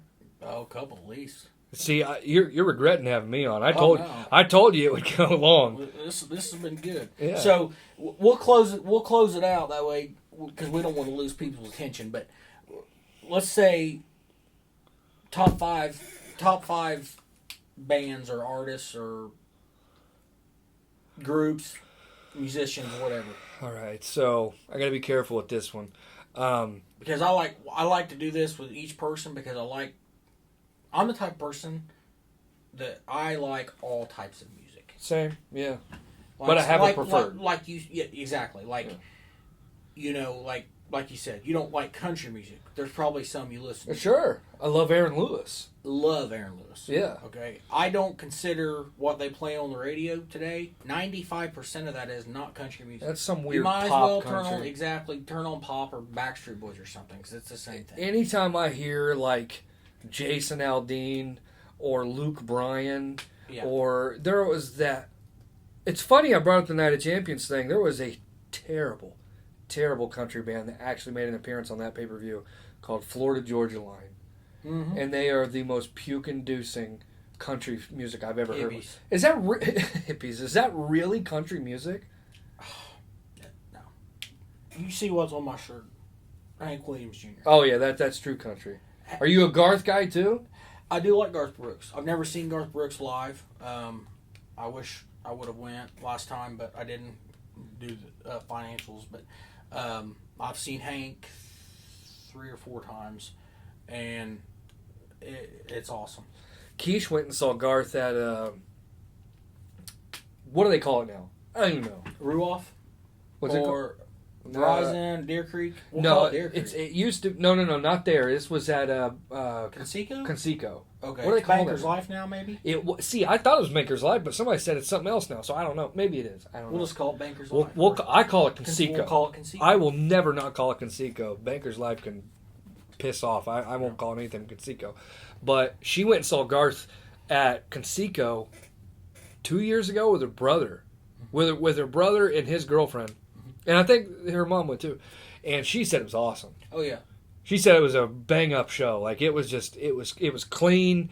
It flowed. Because, sometimes you go see somebody, they talk 10 minutes in between each song. It is the most annoying thing in the world when bands do that. I want to hear you play, bang, bang, bang, maybe have, come in between, say something for about 5 minutes. Then I want you to finish it out strong. I don't want you dilly-dallying. One of the worst bands I've ever seen live. And you like Stained, right? Love them. They are one of the worst bands I've ever seen live. Really? Stained and Disturbed are two of the worst bands I've ever seen live. I've never seen Stained live. I've seen Aaron Lewis multiple times by himself. I've seen Stained live twice for 10 minutes. They headlined both shows that we saw, Mayday and X-Fest or something like that. Uh-huh. Both times, Will, when they opened up, we left. And it wasn't because they were bad. But they weren't good enough to keep us from not battling the traffic. Ah. We just left. Now, Disturbed, on the other hand, I like Disturbed. They're okay. You're not going to catch me, tattooing their logo on me. Right. I've seen them live 3 times.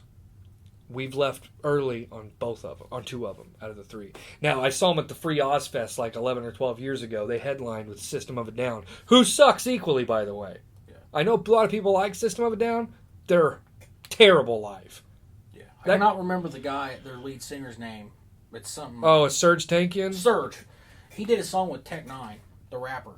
Is actually pretty unique. I'm sure Serge is very good. He wasn't even the bad part of the show. It was that whiny guy on the guitar. Mm-hmm. I just wanted to run up and punch him right between his eyes. He was annoying me so bad because they played that song. It's not a bad song. What was the song about the Iraq War? The BYOB or something like that, right? I think so. They played that song, and I have never wanted to jump the gate and beat someone to a living pulp like I did that guy. He was the whiniest dude I've ever heard on a microphone. I just wanted to grab him by the throat and just shut up. I mean, it was so annoying. But, all right, top 5. I got to go. I'm wearing a Queen shirt right now. Got to go Queen. Got to go Led Zeppelin. I got to go Breaking Benjamin. I got to go Metallica. And I got to go... I love Megadeth. Okay? Megadeth has aged like wine. And when I say that, it's because they've always stuck true to their roots. Yeah. I love Metallica. They've had some, we'll call them faux pas throughout their career. Yeah. And I'm not even talking about Saint Anger. A lot of people don't like that album. I love that album.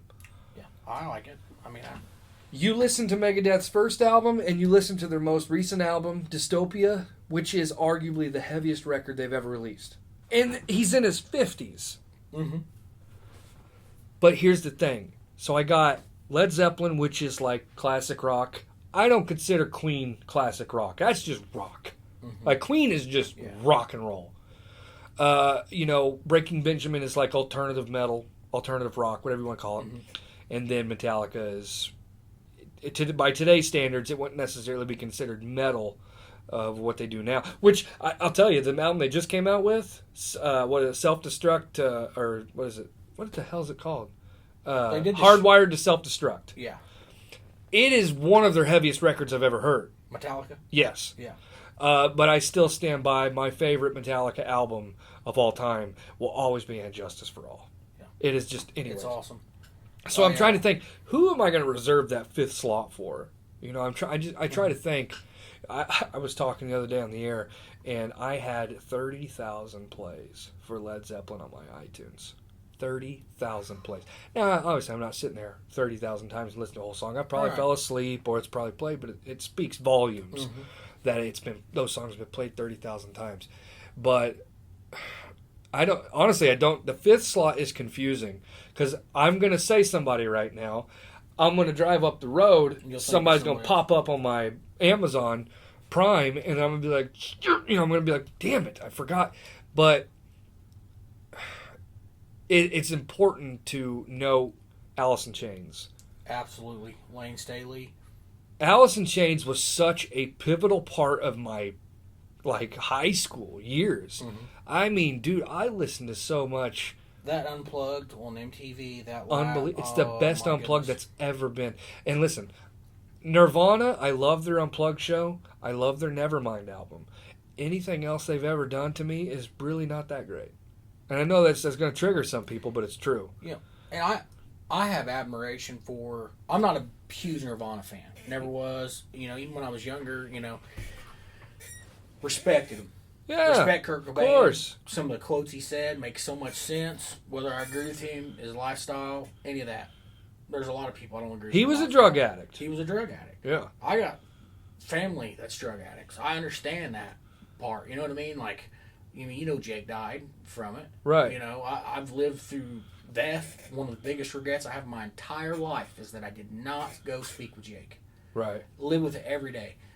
Eats me up at times. Sure. I'm going to deal with it. Because I was stubborn and I said, no, he won't listen to my grandpa. My grandpa is the most respected man in the family. He won't listen to him. He won't listen to me. Right. That's true. Yeah. That's a good point.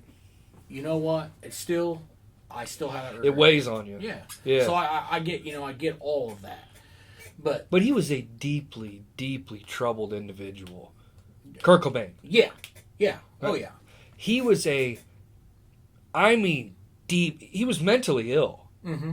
By today's standards especially, he would have to be medicated. Yeah, and back then, mental illness wasn't something that was considered treatable or whatever. You know what I mean? Or important. Yeah, they're like, you're crazy, get out of here type thing. And to be fair, nowadays, we don't take mental illness. We was talking about this before. Yeah. We don't take mental illness serious anymore. Right. We're starting to. It's unfortunately, it's taken some very awful things to happen for us to do. And I'm not going to say one thing or the other. I don't want to offend people. Right. But there's been shootings and stuff like that. Yeah. That you obviously have to attribute to.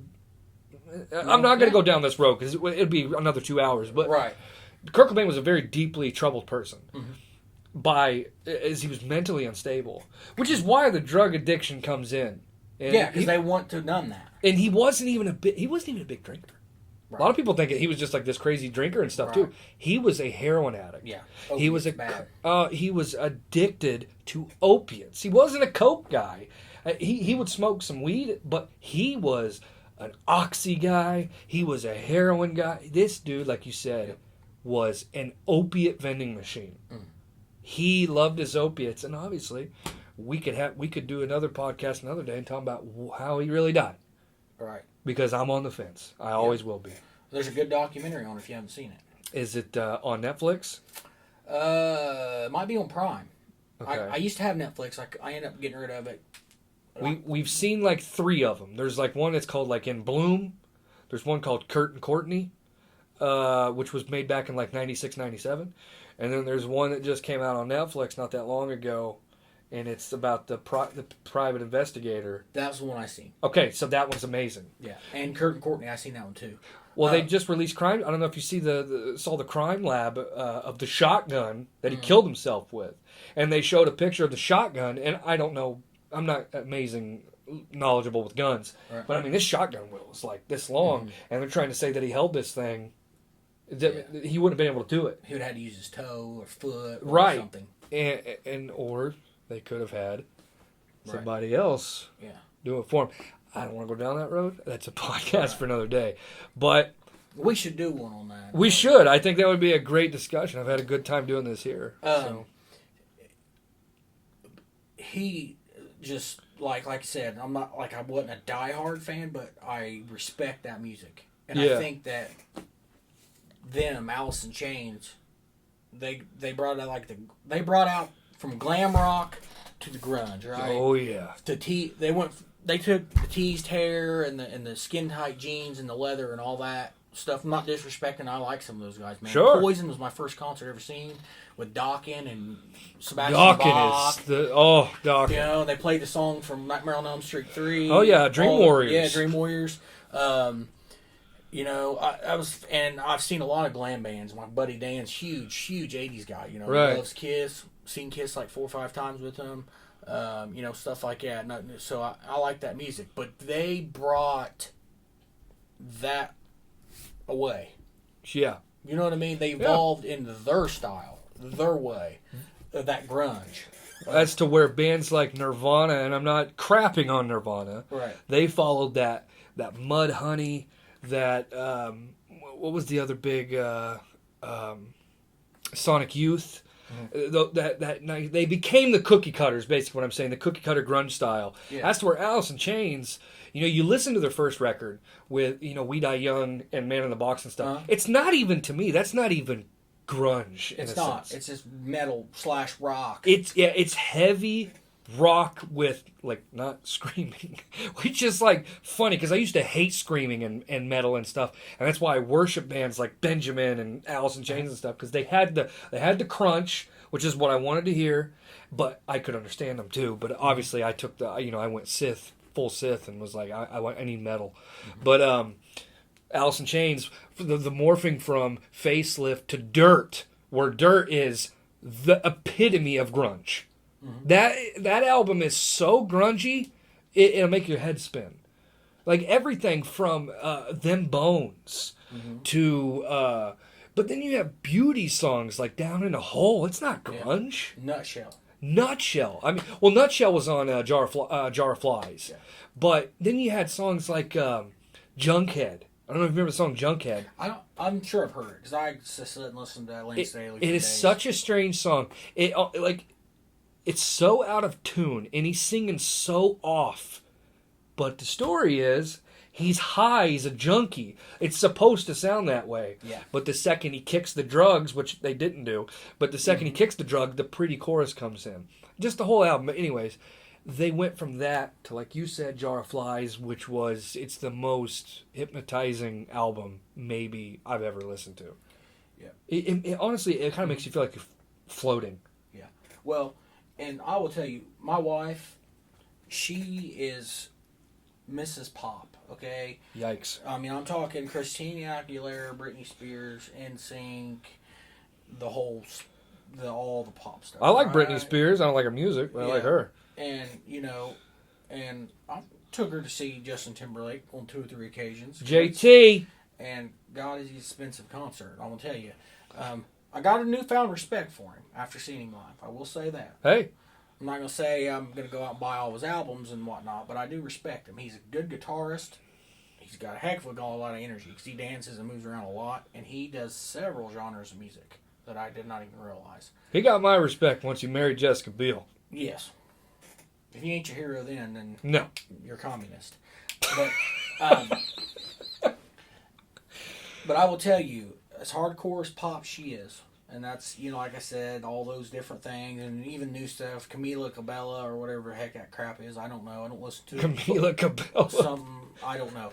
But long story short, Uh-huh. okay, when it comes to music, we're about two totally opposite. Sure.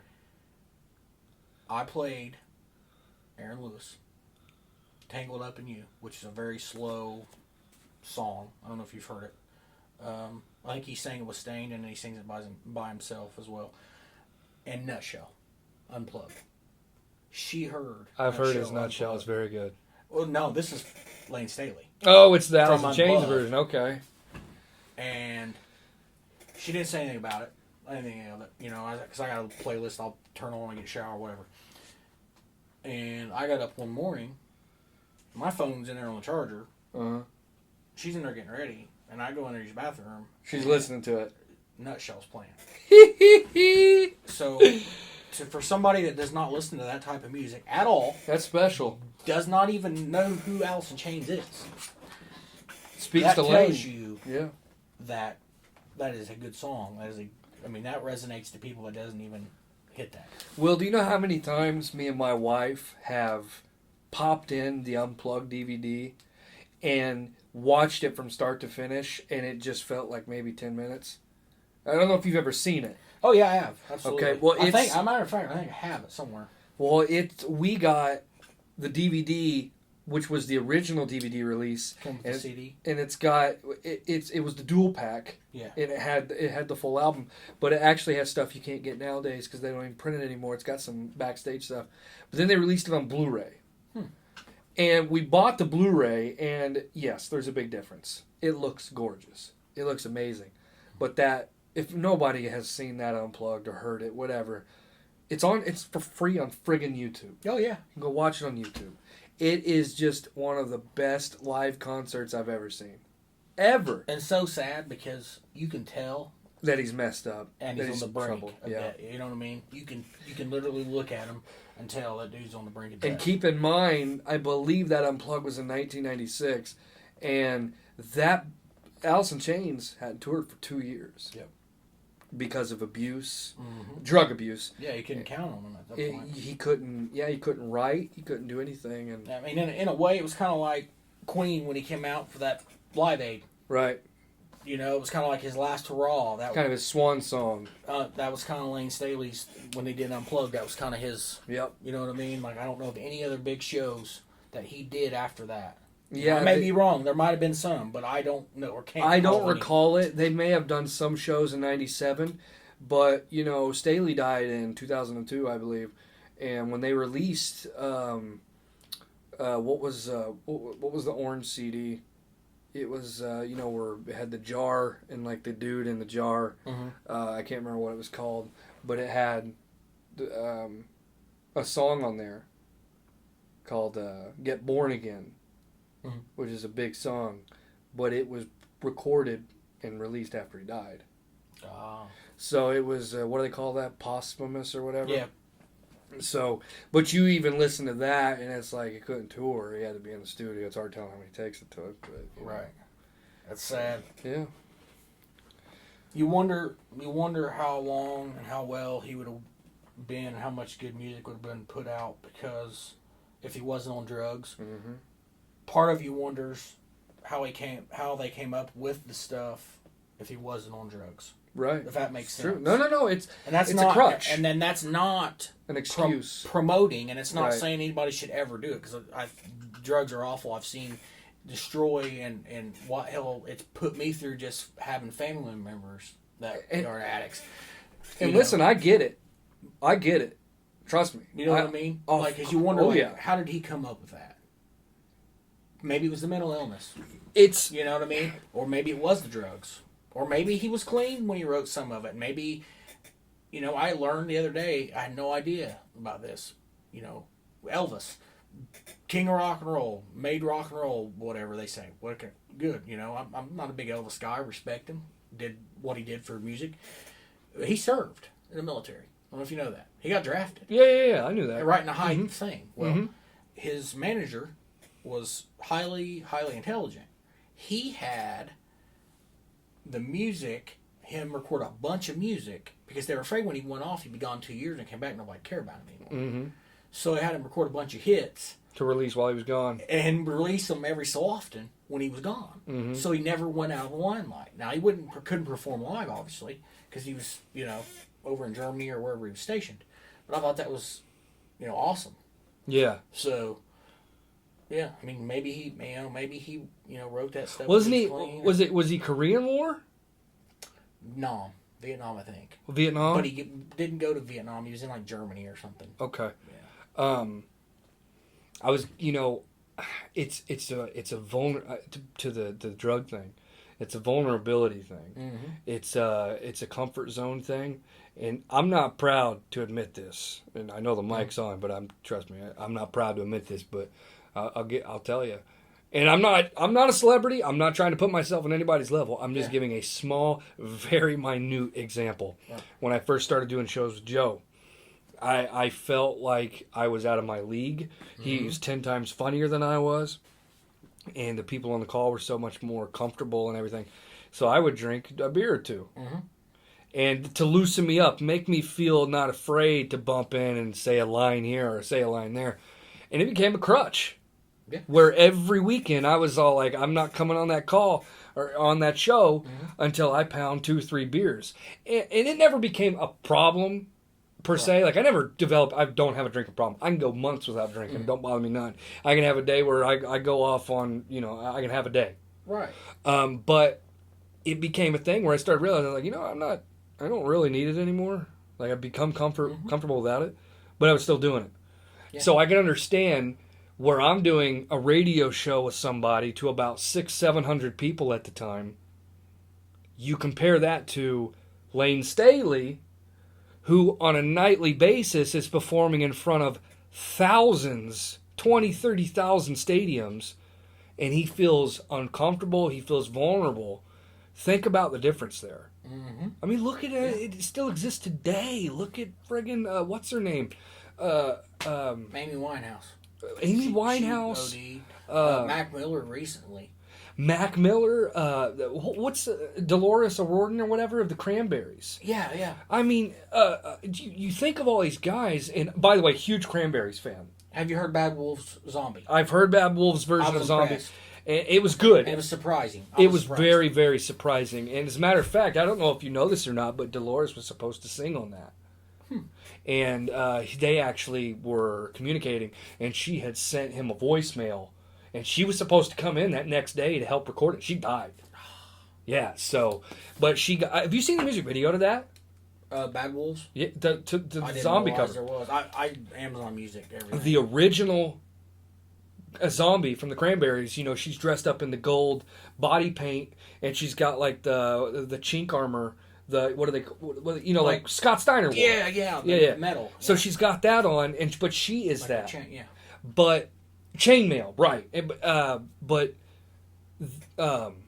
in the zombie or the Bad Wolves video, they had somebody who looks like a body double for her, and they painted her in gold paint and put the chainmail. It's got the chinks in it or whatever. Yeah. And they had someone like her, like putting her hands up on this, and the singer's putting this. It is an emotional video, and I couldn't give two craps about Bad Wolves. I didn't know who they were. I didn't either.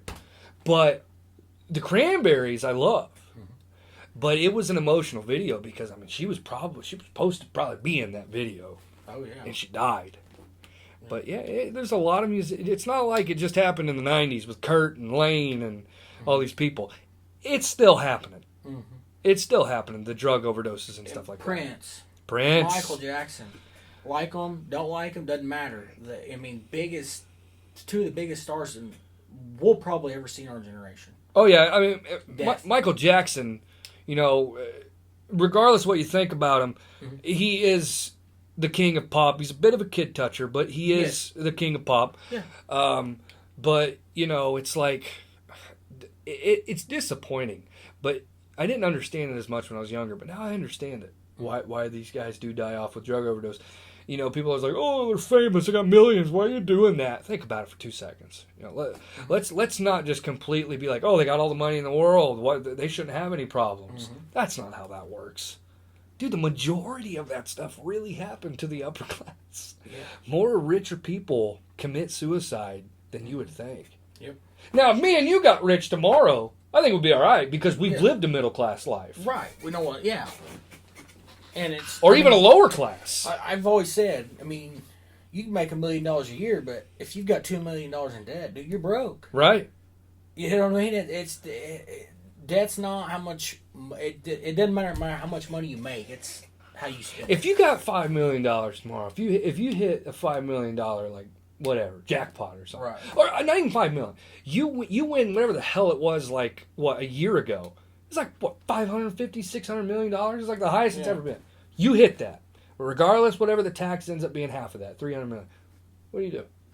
Not any different than what I'm doing now. You stay here, Have a little bit nicer. I'd have to probably still have a nice Jeep, and but you stay here. Which I'm not hating. This place is awesome. Okay. Yeah, I mean, I'd be in Columbus. I'd probably have, yeah. I mean, there wouldn't be much change at all.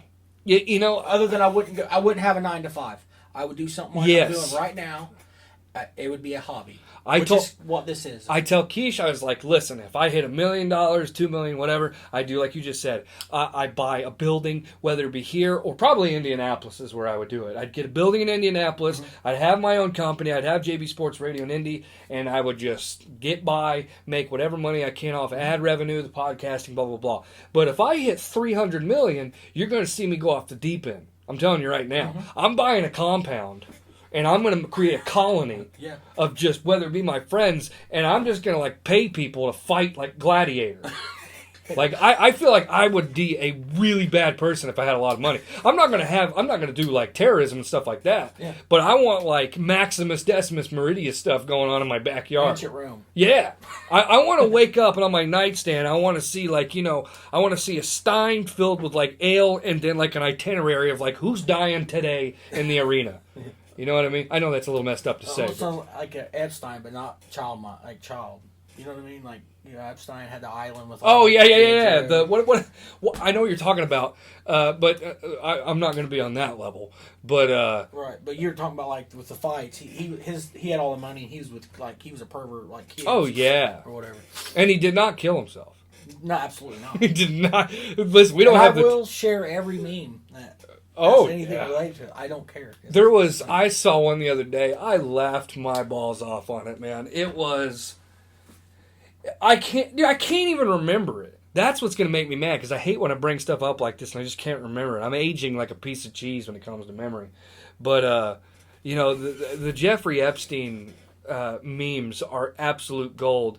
It was like a Sesame Street meme. Mm-hmm. And it was like, hey kids, welcome today. This is what we're going to go over. And then it just like it says, and by the way, Jeffrey Epstein did not kill himself. And I was like, I mean, I could look at those all day. Completely random. But yeah, like, if all jokes aside, I mean, I was kidding, but, if I had like $300 million, mm-hmm.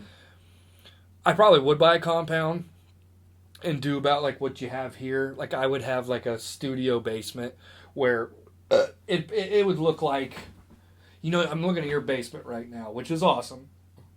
But it would be like, I'd have a studio the size of this basement.